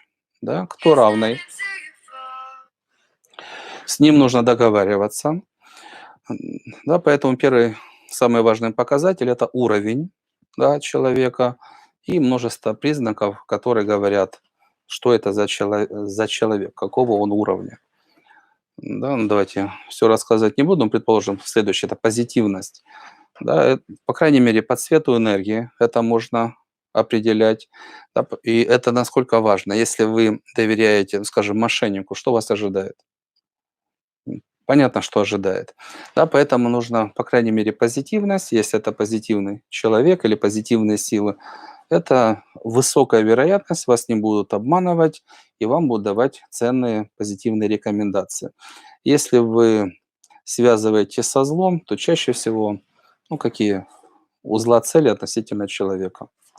Забросить в ад, обобрать, наказать, скачать энергию, ну, забрать, в принципе, все, что можно забрать. Да, вот, скажем, рисуночек с дополнительными руками — это каждый атрибут, это показатель возможности человека, какие роли у него отработаны, какие у него есть права в тонком мире. Есть знаки, которые там с первого взгляда можно понять, что ожидает человека, по крайней мере, на сегодня, его судьба в следующем воплощении какая. Он поднимется выше, да, и вот эти символы говорят, что он выше, чем сейчас, или упадет вниз, там, в мир животных, там какие-то суслики или кролики, в зависимости от того, как он себя ведет. Да, и таких знаковых достаточно много. Вот когда вы это видите, вам легко ориентироваться, легко принимать решения, с кем стоит общаться, с кем не стоит общаться. Если вы этого не понимаете, ну, подлетает, грубо говоря, бабка-ешка и говорит: у тебя там столько-то чакр, а видишь, у меня двух не хватает, дай одну, добрый молодец, я тебя там божественным нектаром угощу, а почему б не отдать? Отдали одну чакорку и умерли, предположим. Этого не нужно делать, да, нужно понимать. То есть если вы понимаете, там, ну, неважно, правила полетов, наслаждаетесь, на море там за несколько часов на самолетике слетали на своем, не понимаете, ну, лучше не нужно, да, потому что ничем хорошим это не закончится. Да, поэтому знаки нужны для чего? Чтобы правильно понимать, кому стоит доверять, с кем вообще есть смысл общаться, кому вообще нет смысла приближаться. Да, там, ну, неважно, радиоактивная местность. Будет плохо. И заключительная тема, остальные возможности, ну, если максимально коротко, как они вот выстраиваются по ранжиру. Самый высокий уровень возможностей — это то, что спасает жизни многих людей. Да, предположим, наверное, слышали такой термин «проклятие рода». Да? По последствиям в течение года весь род умирает. Почему? Потому что когда-то предок совершил ужасное преступление, а род Ну, он такой поганенький в плане преступника защищаем, взятки даем, любые преступления готовы оправдать. У него достаточно много времени или исправиться, или исчезнуть. Да? И если, скажем, изменений позитивных не произошло, зачем, чтобы такие, да, это как род, это эгрегоры в тонком мире, зачем, чтобы они существовали, и люди, носители, да, вот этих программ? Это можно исправить, в принципе, за несколько сеансов, да, ну, за несколько сеансов спасти жизнь нескольких людей — это одно из самых, ну, значимых, что можно сделать. Я надеюсь, вы согласны, да. На всякий случай, кто считает, что это суперценная возможность, да, поставьте, пожалуйста, плюсики. Мгм. Так, ага. Первые, спасибо. Конечно, важно. Следующее — те, которые спасают жизнь конкретного человека. Да. Дальше следующие — те, которые спасают там отдельные цели, да, здоровье, карьера, личная жизнь, да, вот такие цели. Но хотя люди, конечно, такие странные существа, давайте как бы пример. Спасибо за плюсики. Недавний пример. Э, Принесли на сеанс девочку маленькую на руках. Она от рождения несколько лет не ходила. За несколько сеансов поставили на ноги, пришла своими ножками, и вердикт родителей: «Спасибо, у нас все хорошо, мы нашли классного психолога, мы больше к вам приходить не будем». А спрашивается, есть ли у людей вообще ум какой-то? Да? В большинстве случаев место, которое предназначено для ума, отсутствует. Извините, что я так говорю, да, потому что недочищенная проблема, она возвращается. Да, предположим, там тоже ситуация была, тоже там девочка онкология, там, да, в Одессе у нас там филиал был, ну, сейчас, собственно, есть небольшой. Онкология, да, из-за чего онкология? Негативные программы, цели нет, вкладывать усилия, бороться не хочу, радости нет. В принципе, у сознания нет мотивов вырабатывать позитивную энергию, вообще жить. Она запускает процесс самоуничтожения. Жить не хочу. Да? Человеку сознание подправили, на позитив пошел, условие одно — на позитив и на развитие. Да, родители посмотрели, о, у нас все хорошо, забрасываем развитие, девочка через год умерла. Но не будешь же человека постоянно мотивировать и с родителями спорить. Поэтому у большинства людей ответственности нет, разум в каком-то профессиональной сфере есть, в плане духовных законов, ответственности за себя, за свою судьбу, чаще всего отдыхает летаргическим сном. И примеров таких, к сожалению, очень много. Да, когда что-то горит, за соломинку хватается, проблема решена, забывает все, что обещал, да, все это померещилось. Ну и когда померещилось, все это заканчивается, к сожалению, печально. Вместо того, чтобы, ну что такое развитие? Становись сильнее, умнее, лучше, радуйся жизни. Но, к сожалению, большинство людей поступает по-другому. И так далее. Мы рассматриваем здесь ключевые проблемы, да, сверху вниз, от самых сложных ко всем остальным, и ключевые возможности. Там, как притягивать позитивные ситуации — это заключительная тема. Да, если вы подключаетесь, когда вы подключаетесь к нашим занятиям, то, собственно, вы получаете что? Все, что мы с вами говорили: знания, там, техники развития, способности. Да, вот основной инструмент в конечном итоге мы собираем в течение примерно года, да, формируем соответствующие навыки, и, проходя там, достаточно в большом объеме практику, человек приобретает опыт. Да?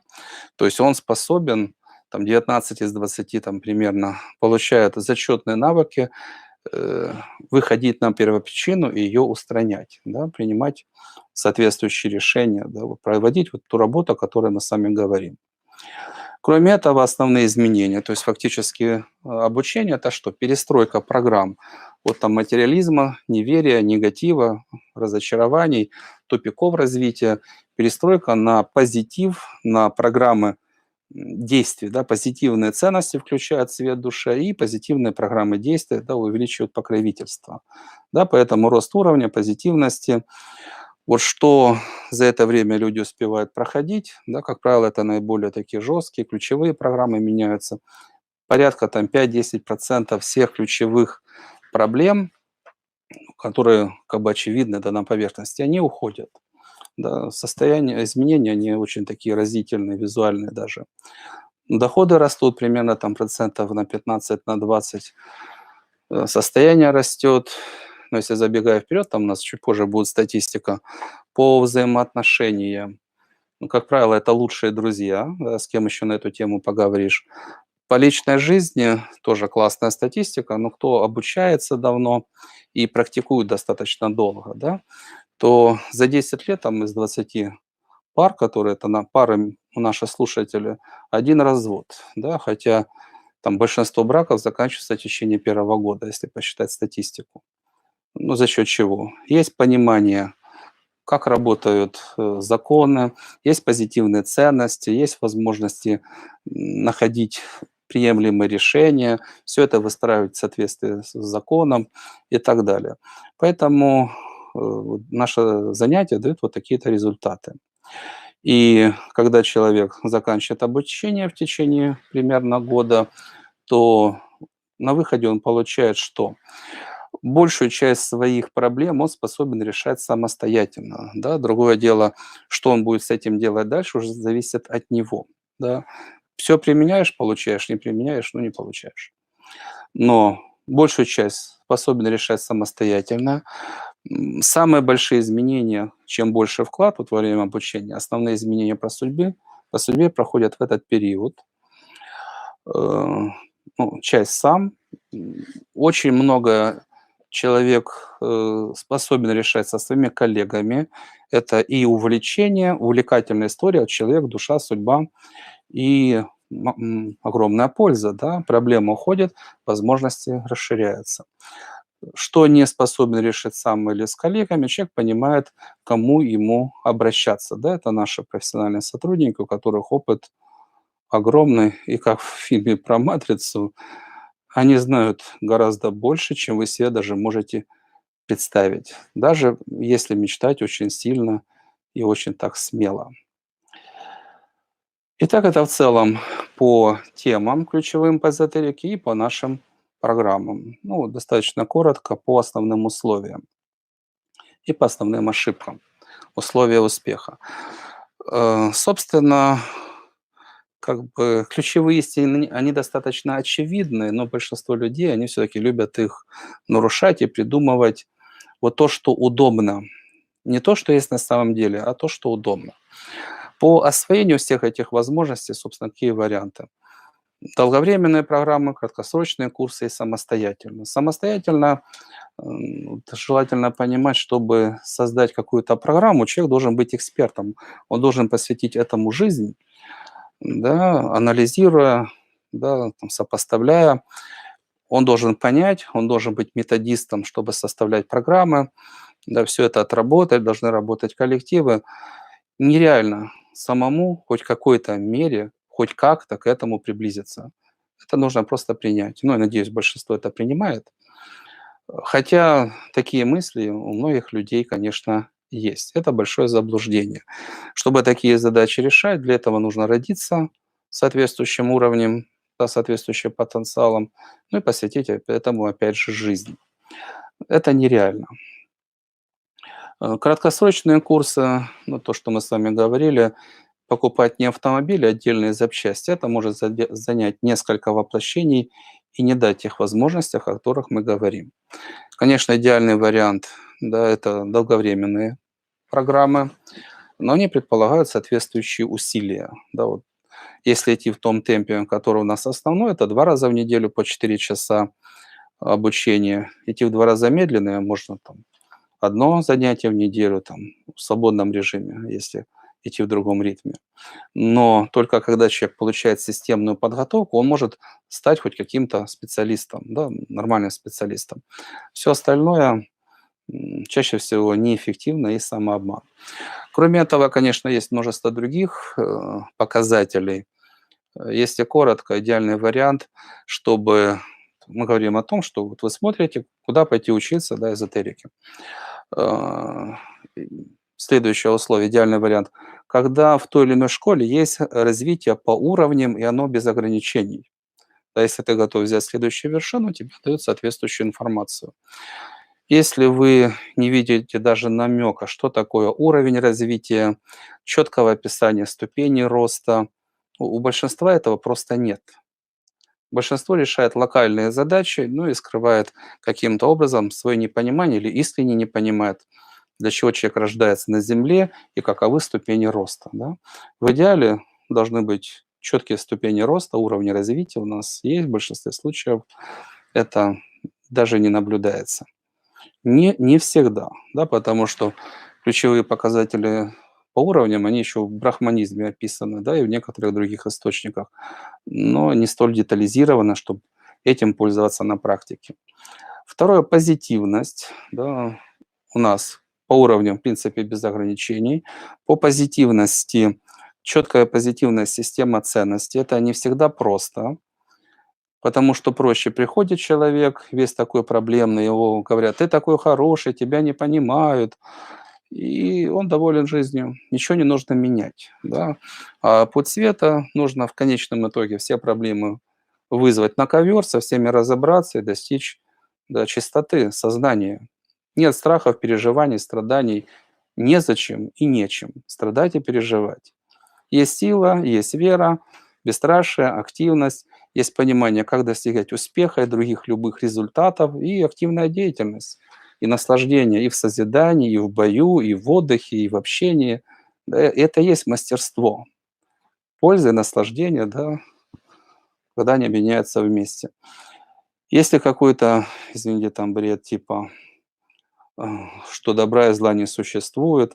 Если человека ударить кувалдой по голове, все становится на свои места. И зло сразу существует, и другие, как бы, да, справедливость появляется.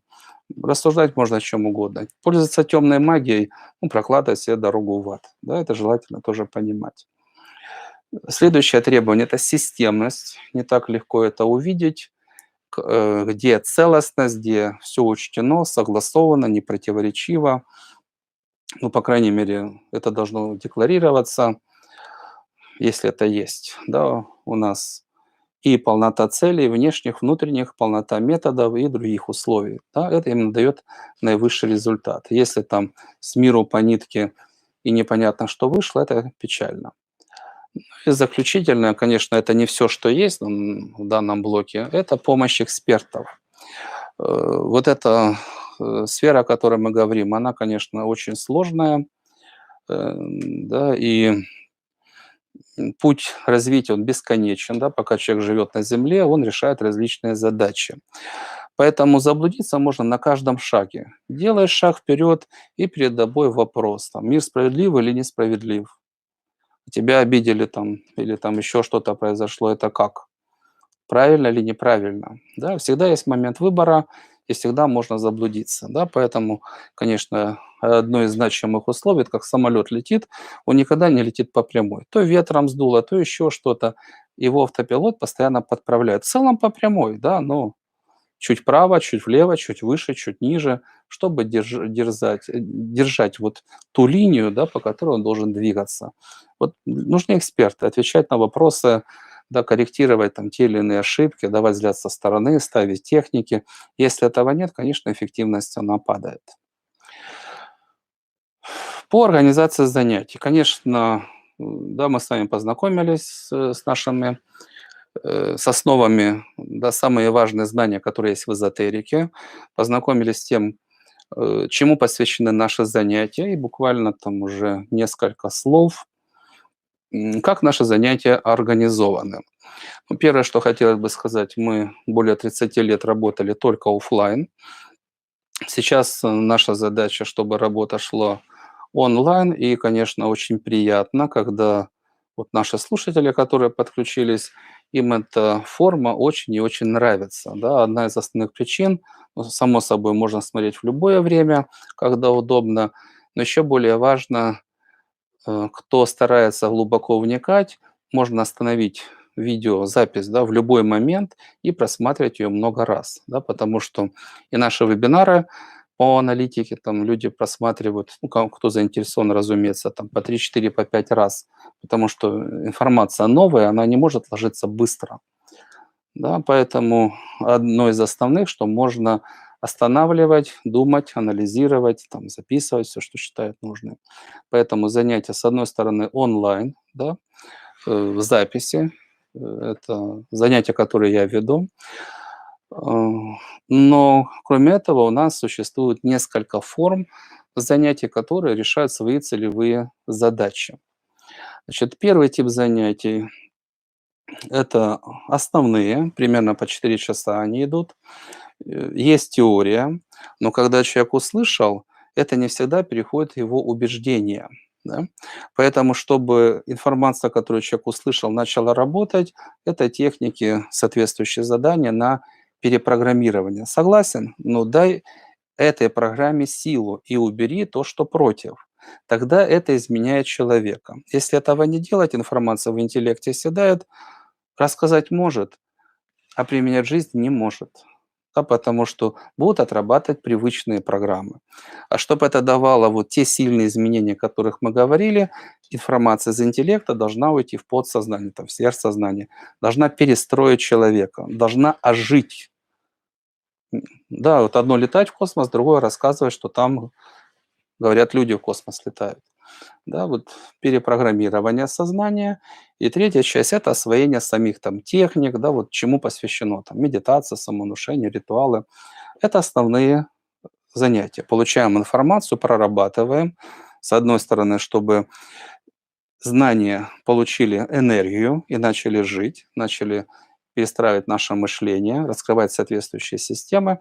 И с другой стороны, практически нарабатывать, да, опыт их применения. Следующий тип занятий, примерно там одно из четырех, на 4 основных, примерно там одно зачеты. Они предназначены для чего? С одной стороны, проверить, насколько вы все правильно понимаете, хотя и на основных занятиях тоже есть тесты. Правильно понимаете, насколько вы технически правильно работаете, и основная задача — это приобретение опыта.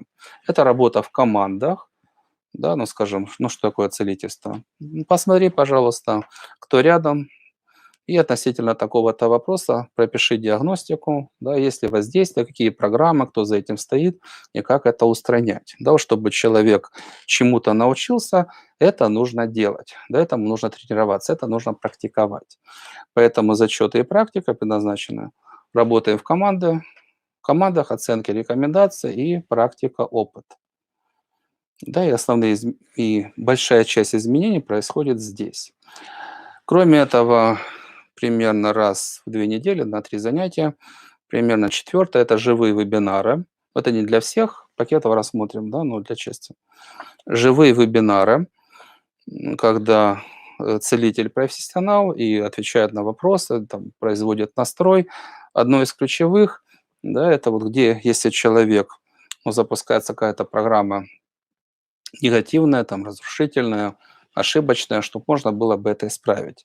Разговаривать, знакомиться, формировать команды, настраивать атмосферу взаимоотношений и корректировать прицел. Да. Это третий тип занятия. Кроме этого, еще пару основных форм.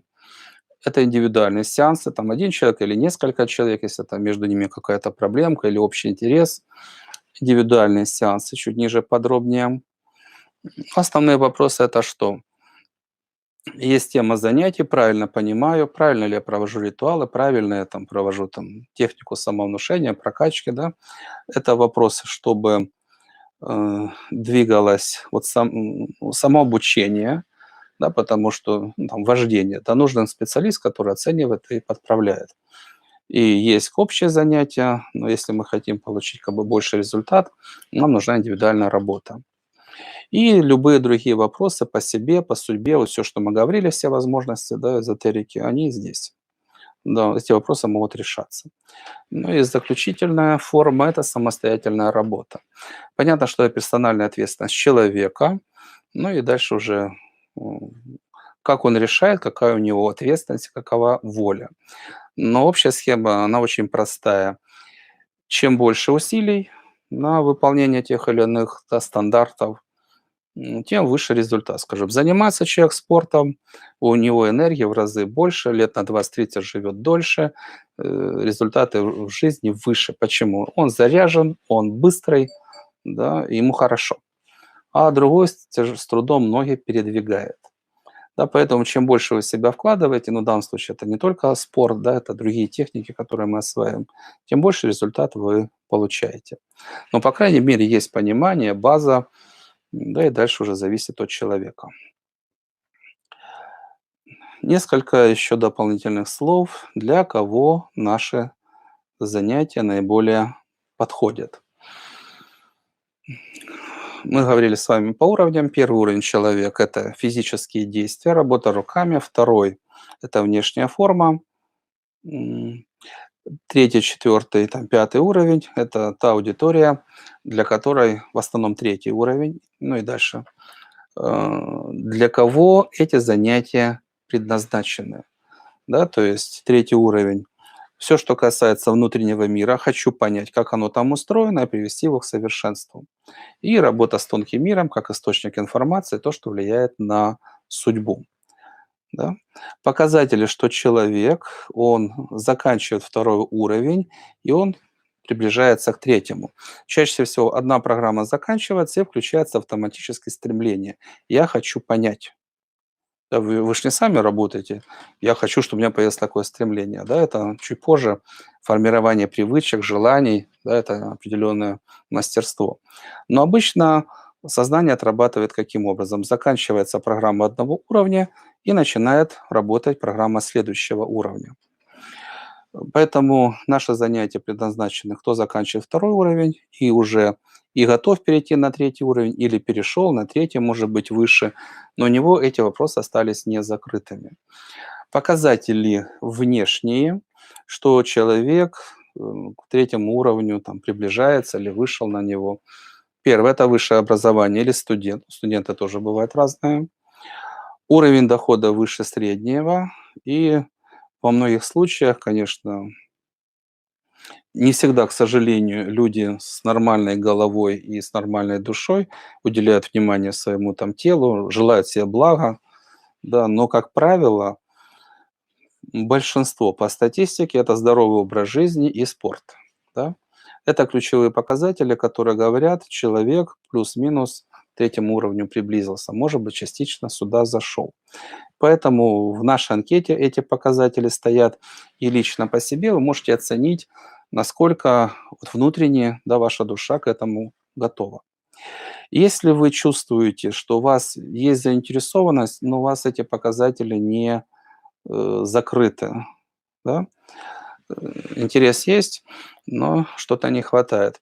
Какие варианты? Или закрыть самостоятельно. У нас один из примеров немножко смешной был, но выглядит примерно так. Девушка приехала на троллейбусе на презентацию, да, у нее не было денег даже на троллейбус. Ее друзья пригласили. Она послушала, ей понравилось, через месяц пришла, способна, ну, как бы, решила финансовые вопросы. Вот если есть мотив, да, решила свои финансовые вопросы, там, она преподаватель английского, набрала группу. Через год там на занятиях выступает, говорит, у меня такое ощущение, я и табурет могу научить говорить на английском. Поэтому иногда просто не хватает мотивации, чтобы все вопросы свои решать. Да? Если не хватает уровня, за год это не решишь. Но иногда просто не хватает мотивации. Да? Человек зашел в сознание в тупик. Можно обратиться за помощью к нашим специалистам, да, целителям, духовным консультантам, и чтобы можно было бы, по крайней мере, получить взгляд со стороны, да, там, ответы на те вопросы, которые вас волнуют. И если в целом по уровню не хватает соответствия, то более правильно, если как бы есть заинтересованность, понимание, доверие какое-то, это подключиться к нашим занятиям по курсам формирования личности.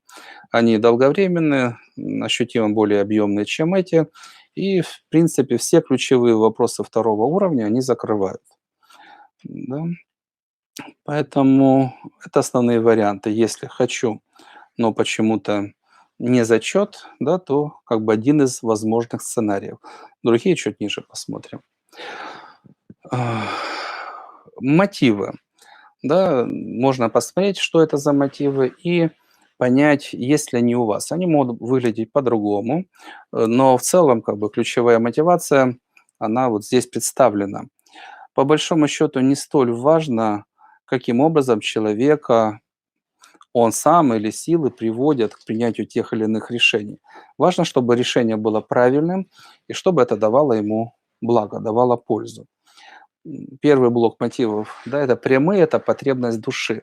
Вот вы чувствуете, да, хочу понимать, да, хочу изменяться к лучшему, да, или, ну, примерно из этой же сферы, да, хочу понимать, для чего я родился, да, зачем вообще люди живут, вот во что нужно верить, что нужно ценить, чтобы жизнь стала классной, да, чтобы она наполнилась смыслом, да. Или напрямую человек формулирует программы там третьего уровня, полное раскрытие потенциала. То есть фактически это духовные законы для человека, к которым нужно прийти. Да, судьба лучшая из возможных. Да, это прямые мотивы, которые соответствуют духовным законам. Следующий блок. Если вы уже обучались, прошли много, чувствуете, не работает, знания нужно систематизировать, эффективность повышать. Ну, четвертый и третий блок — это обстоятельства. Это обстоятельства. Там, чувствую, уперся в тупик. Хочу, но не получается. Нужны новые знания, новые возможности, да, или там проблемы какие-то нужно решать. В целом это ключевые мотивы, да, которые ведут человека на путь развития, на принятие, изучение эзотерики. По нашим конкретным предложениям, да, по ценам, по пакетам. Темы, которые мы рассматриваем, да, вот, представлены. Это чему посвящен был в том числе сегодняшний вебинар, сегодняшний мастер-класс. 10 ключевых тем, там чуть больше, чем по 50 занятий основных и плюс примерно там по 17 в каждом семестре живых вебинаров. Это как бы наша основная программа, мы по ней прошли. По самим, пакетам, чем они отличаются? Но прежде всего они отличаются, ну, везде есть там личный кабинет, само собой, доступ к программе обучения, есть практические задания, которые человек выполняет, есть тесты. То есть если он что-то понимает неправильно, нужно остановиться, да, и, перестроить свои представления, иначе как бы, ну, плохие мысли к добру не приведут, да. Это то, что для всех. Основные отличия состоят в чем? Первый пакет начальный.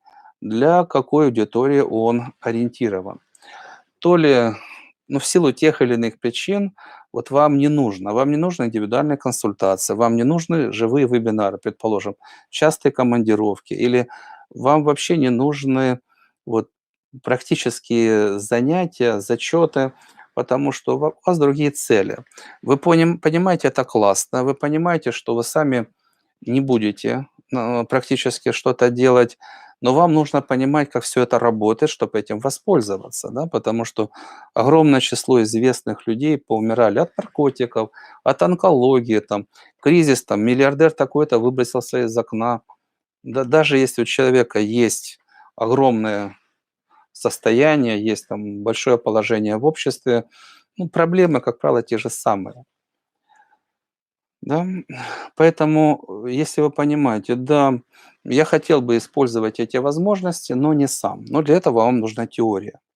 Да, правильное понимание, и дальше вы понимаете, как, в каких случаях к специалисту какому обратиться, как это все будет работать. Да? Это вот первый пакет, начальный. Или там какие-то могут быть другие мотивы, но в основном человеку нужны знания и возможность пользоваться вот этими возможностями со стороны специалистов, да, обращаясь за помощью к специалистам. Базовый пакет.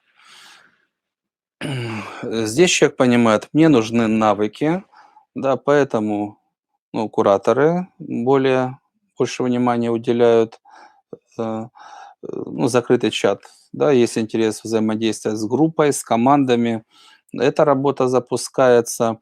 Зачеты, когда идут, опять же, работа в командах, наработка опыта, практики. Для этого нужен, ну, в том числе чат и формирование команд. И здесь подключаются живые вебинары. Этим процессом управляет, да, ведущий курса, да, духовный целитель. Ну, мы рассмотрели, что он делает. Значит, базовый пакет. Здесь что? Есть практическая работа, работа в командах, зачеты, но нет индивидуальных консультаций. Опять же, мотивы у каждого свои. Стандартный пакет отличается чем от предыдущего? Появляются индивидуальные консультации, да, которые человек заранее проплачивает, поэтому они идут по акции по определенной. Ну и VIP таких консультаций в 2 раза больше. То есть за это время можно проходить, да, это как там, если это не эзотерика, там коучинг персональный, в данном случае это эзотерический, скажем, коучинг, да, или духовное целительство будет более точнее. То есть можно прорабатывать практически все вопросы, которые касаются программы, и можно прорабатывать все вопросы практически, которые касаются судьбы человека и его внутреннего мира. Значит, здесь обозначены стандартные как бы цены и те, которые являются акционными, это первый бонус, те, которые действуют в течение ближайших суток.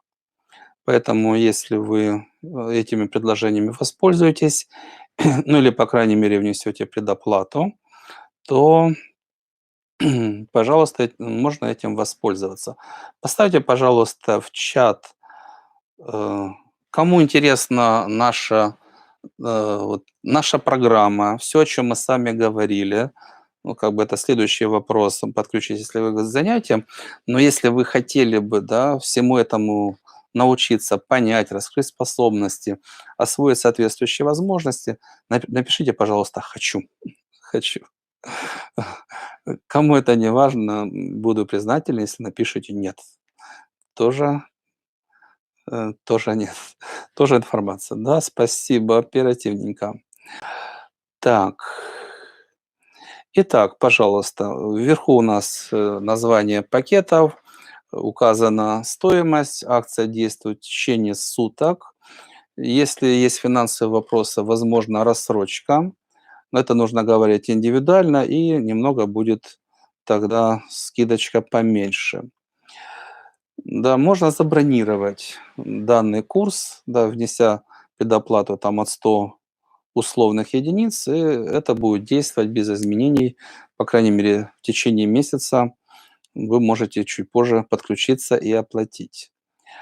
Так, ну и чтобы подключиться, да, под жмем на ссылочку "Приобрести сейчас", кто готов. Если кто готов, можете поставить "Я готов". Поздравим вас, порадуемся. Попадаете на такую форму, выбираете позицию, которую вам нужны, заполняете здесь простые данные, переходите на страничку оплаты. Ну, надеюсь, все знают, как это все работает. Если нет, пожалуйста, связываемся с модераторами там сегодня или завтра менеджер с вами свяжется, и эти вопросы закрываете. Еще несколько моментов, которые нужно добавить по консультациям. 3 основных типа, да, бесплатная консультация. Это спасибо, кто "хочу", кто оплату запустил. Как-то очень оперативно. Такого почти не бывает. Хорошо, спасибо. Ну, хорошо, человек дружит с этими технологиями. Значит, у кого есть какие-то вопросы, конечно, общая рекомендация основная — это бесплатная консультация. Да, она ни к чему не обязывает. Но любые вопросы, касающиеся программы обучения, сомнения, там, профессионально по себе, все что угодно, вы можете, да, эти вопросы задавать. Да, это бесплатно, оно действует как бы постоянно. Второй тип — это акционные сеансы. Принципиальное отличие от первого варианта состоит в чем? Это сеанс целительства, такой диагностический, ознакомительный. Там, вы говорите, что у вас за вопрос, вам говорят, как это выглядит. Ну, целитель сам решает, конечно, что говорить стоит, что говорить не стоит, но в целом, что за проблемка, каковы ее причины и каков алгоритм ее решения. Не обязательно проблема, возможность, цель, судьба, личная жизнь, как бы неважно, что угодно. Для чего? И понять по сути, да, ситуацию, ну, в том числе, насколько комфортно, да, взаимодействие, какова квалификация, тоже не помешает, да, для себя понять. Ну и стандартные сеансы немного от цены могут отличаться, но это в районе 50 условных единиц и больше, в зависимости от сложности ситуации. В течение суток, если вы там себе заказываете один или несколько сеансов, то это скидочка, которую вы видите. Если как бы вам это интересно, пожалуйста, можно оплатить или связаться с модератором и решить эти вопросы. Итак, стандартные вопросы и возражения. Ну, они как бы разные бывают. Да. Насколько можно доверять компетентности? В большинстве случаев, если вы можете оценивать качество информации, и это, как правило, достаточно. Смотрите, слышите, способны принимать решения, принимаете.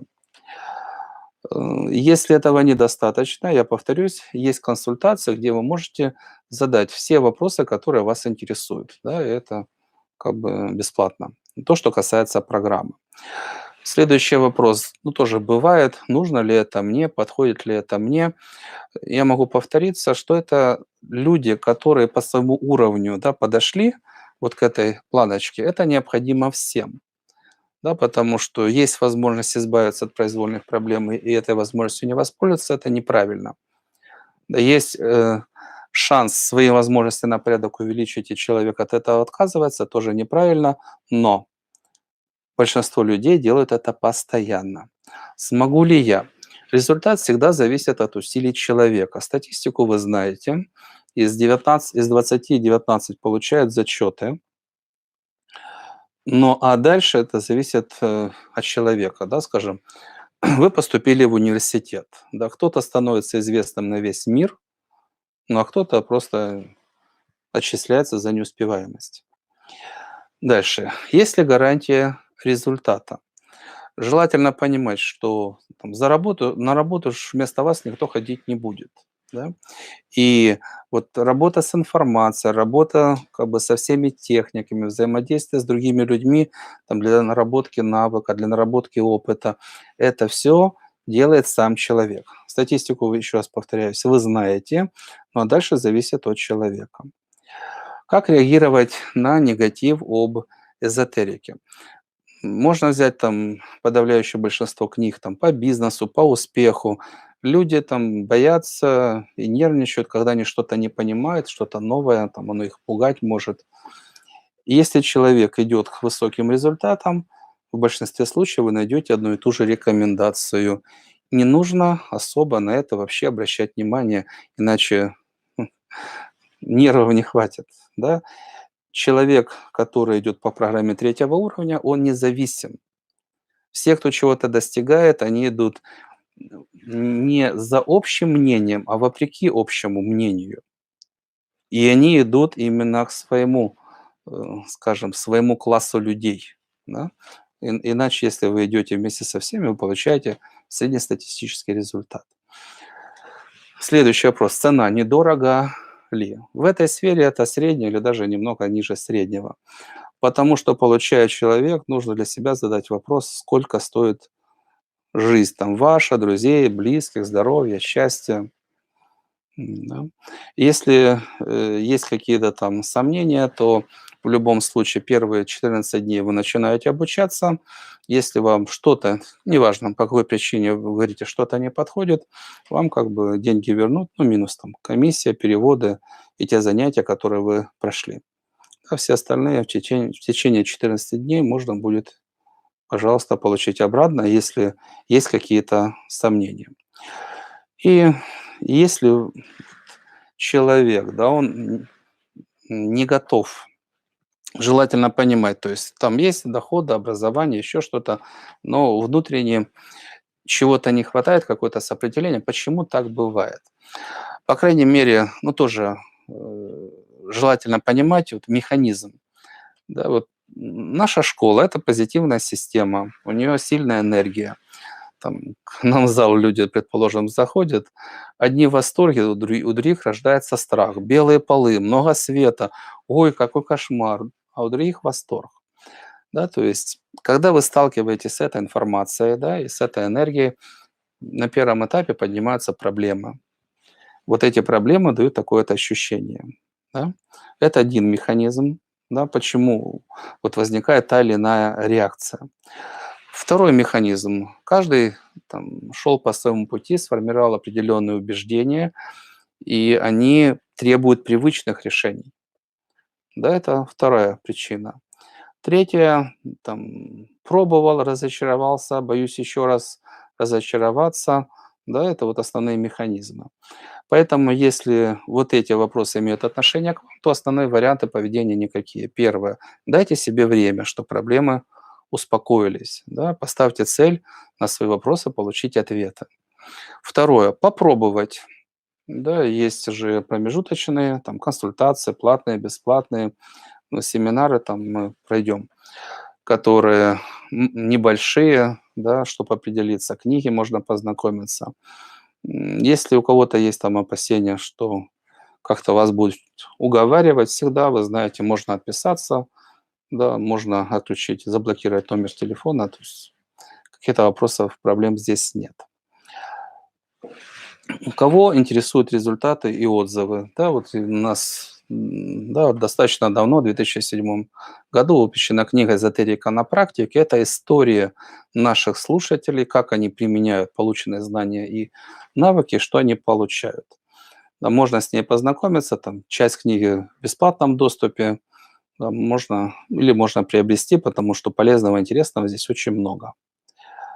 М, м, Так, по времени, давайте один пример. Был у нас слушатель в Одессе, он подполковник, военный, дисциплинированный, получил технику самовнушения, там за полгода лысину убрал, появилась нормальная прическа, съеденные зубы отрастил, вены, которые были вздутые, убрал. Да? Вот если у человека есть воля, и он применяет полученные знания, можно получать как бы самые интересные результаты. По статистике, за счетом мы говорили, подавляющее большинство, доходы тоже, а кто-то из наемного там пооткрывали свои фирмы, да, и как бы все хорошо. Ну, у каждого свое, но в среднем 15-20%, когда человек активно работает, это его рост возможностей. По взаимоотношениям тоже говорили, более чем радуют, и понятно почему. Да, потому что есть понимание закона взаимоотношений и как с этим работать. По здоровью, м, ну, проблем в разы меньше, в основном они решаются с помощью наших техник. В принципе, болеть неправильно и неприлично, если человек обладает эзотерическими знаниями. Ну, есть, конечно, исключения, там, зубы подремонтировать или что-либо еще, но, в принципе, человек болеть не должен. Это как бы ему штрафные баллы не зачет. Если говорить в целом, то люди становятся на порядок более сильными, уверенными, спокойными, позитивными, талантливыми, творческими. На наших ресурсах можно это будет увидеть, если есть интерес. По отзывам, ну, часть можно на наших как бы там, презентационных ресурсах познакомиться. Одни из самых важных отзывов – это, конечно, рекомендации на Нобелевскую премию и вот поддержка, да, от таких очень известных людей. Значит, по подаркам. Ключевые из них мы с вами рассмотрели. Да, это бонусы по занятиям, по консультациям. Хотелось бы сказать, что на самом деле основной подарок – это сама программа обучения. Да, почему? Потому что стать человеком, который обладает знаниями, кто-то обижается на мир, мир несправедлив. Но вы понимаете, что все имеет свои причины и следствия. Всегда. Все, не нужно обижаться на мир. Нужно изучать законы, причины, следствия и правильно себя вести. Да? И становиться человеком счастливым, успешным. Да? Поэтому Первый самый важный приз, когда человек становится на путь развития, на путь света, он освобождается от зла шаг за шагом, он понимает, что такое закон, он понимает, в чем сила света, он становится счастливым и богатым душой.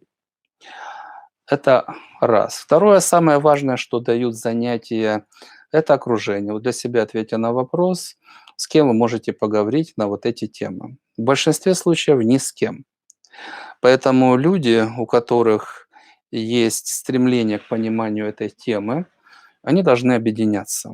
Да, и, собственно, на наших занятиях, на подобных занятиях люди и находят друг друга и становятся лучшими друзьями. Да, потому что в любом случае духовное целительство – это доверие, это решение совместное огромного числа вопросов, да, и с кем вы проходите определенный путь, это самые близкие люди. Ну и третье – это наставники. Большинство успешных людей имеют наставников. В данном случае, если мы говорим о развитии, законы те же самые. Да, чаще всего, если наставника нет, человек заходит в тупик и достаточно быстро. Он не ходил еще по этому маршруту.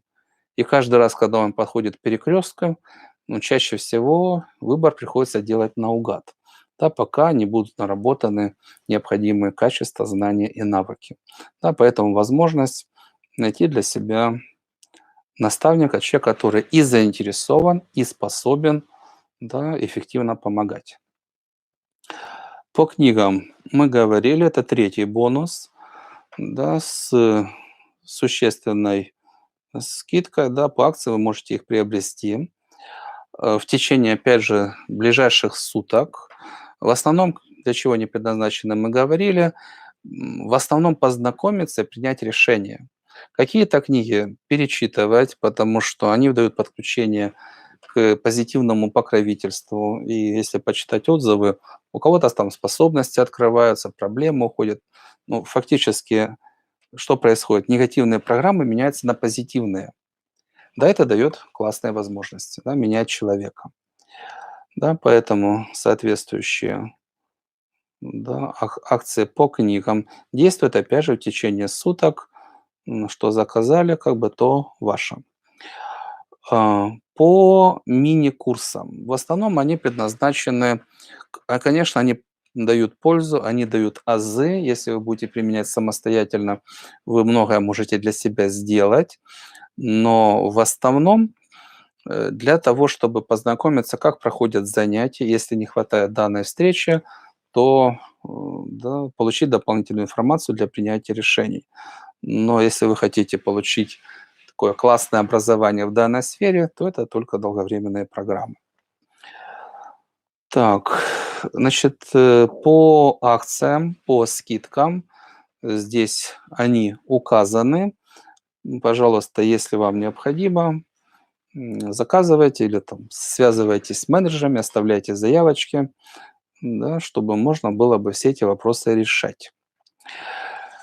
Ну что, у нас, наверное, немного времени, ну, минут 5-7, давайте максимум на вопросы, потому что сегодня, конечно, мы призадержались. Собственно, эзотерика – это как? Ну, это духовный мир, это весь духовный мир. Да? И представлять эту тему, чтобы она была полноценная и такая полнообъемная, очень и очень сложно. Я надеюсь, что нам это удалось. Да? Надеюсь, что удалось.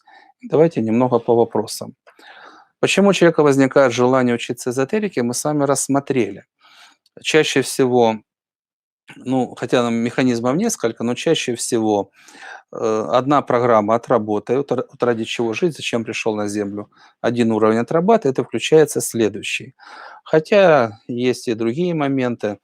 Там, посмотрел, вот, почувствовал, какая энергия идет от человека, да, я хочу так. Да, иногда там высшие силы, там во сне человека обучают, ну тебе ж уже пора, время подошло. Но в любом случае, когда как бы ни поступила к нему информация, если он готов, душа включается. Если не готов, ну послушал, пожал плечами, пошел чистить картошку там или еще что-нибудь делать. Почему считаете, что у вас классная информация, что она дает результаты? А, Как еще ответить? Смотрите, одни люди считают, да, а другие живут этим каждый день, да, совершают необходимые действия, получают соответствующие результаты, да.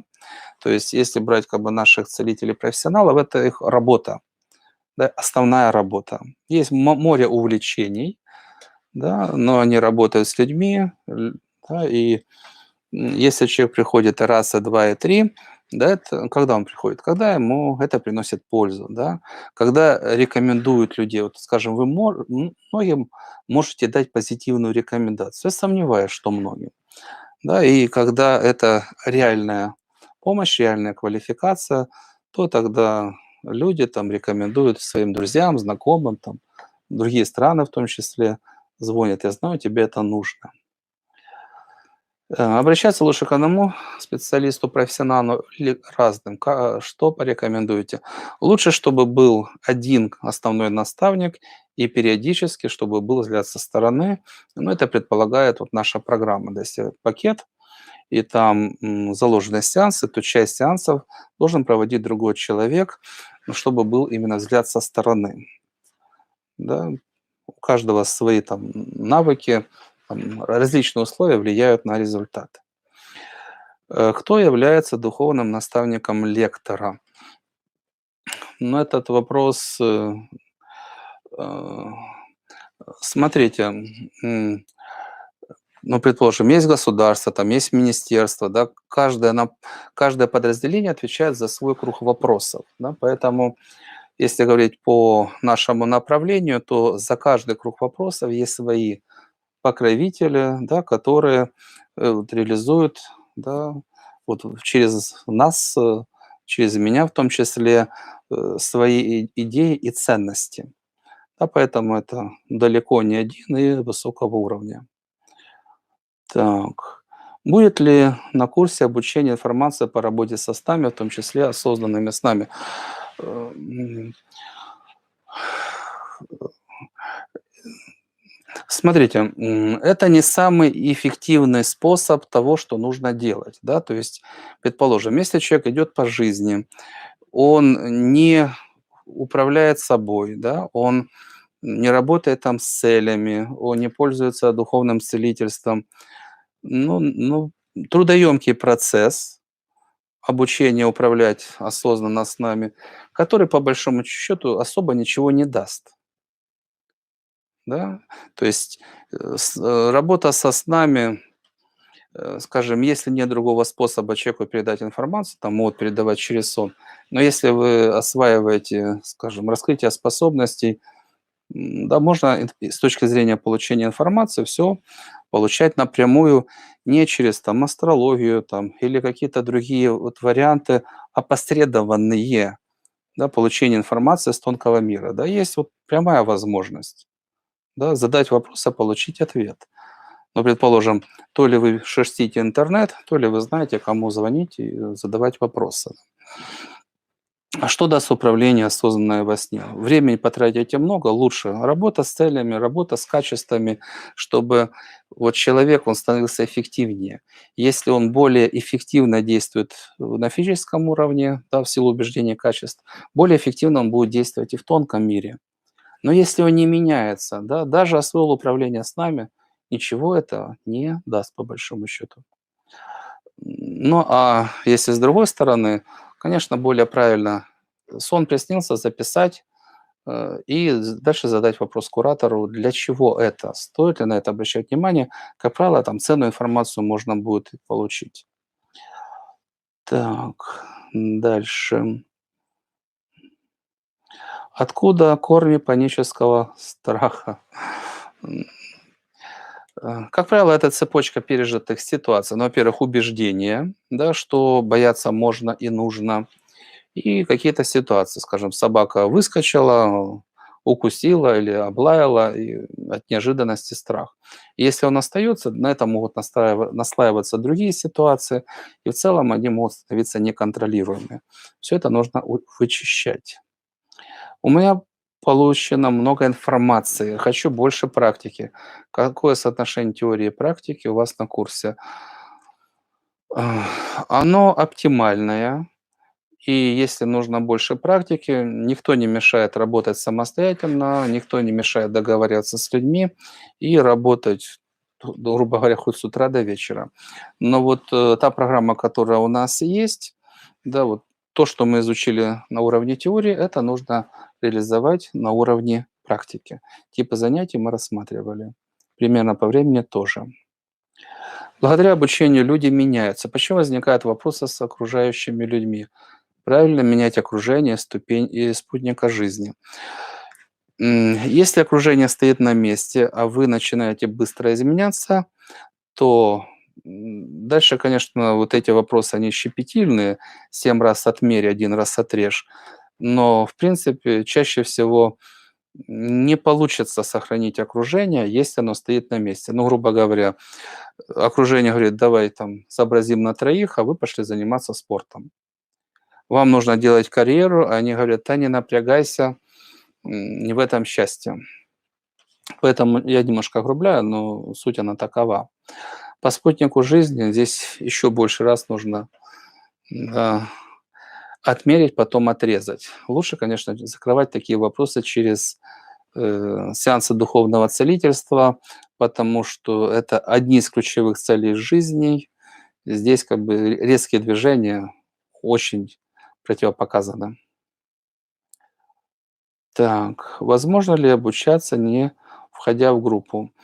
Да, пакет номер 1, он для этого предназначен, когда в силу тех или иных причин или обстоятельств нет желания или возможности взаимодействовать с группой.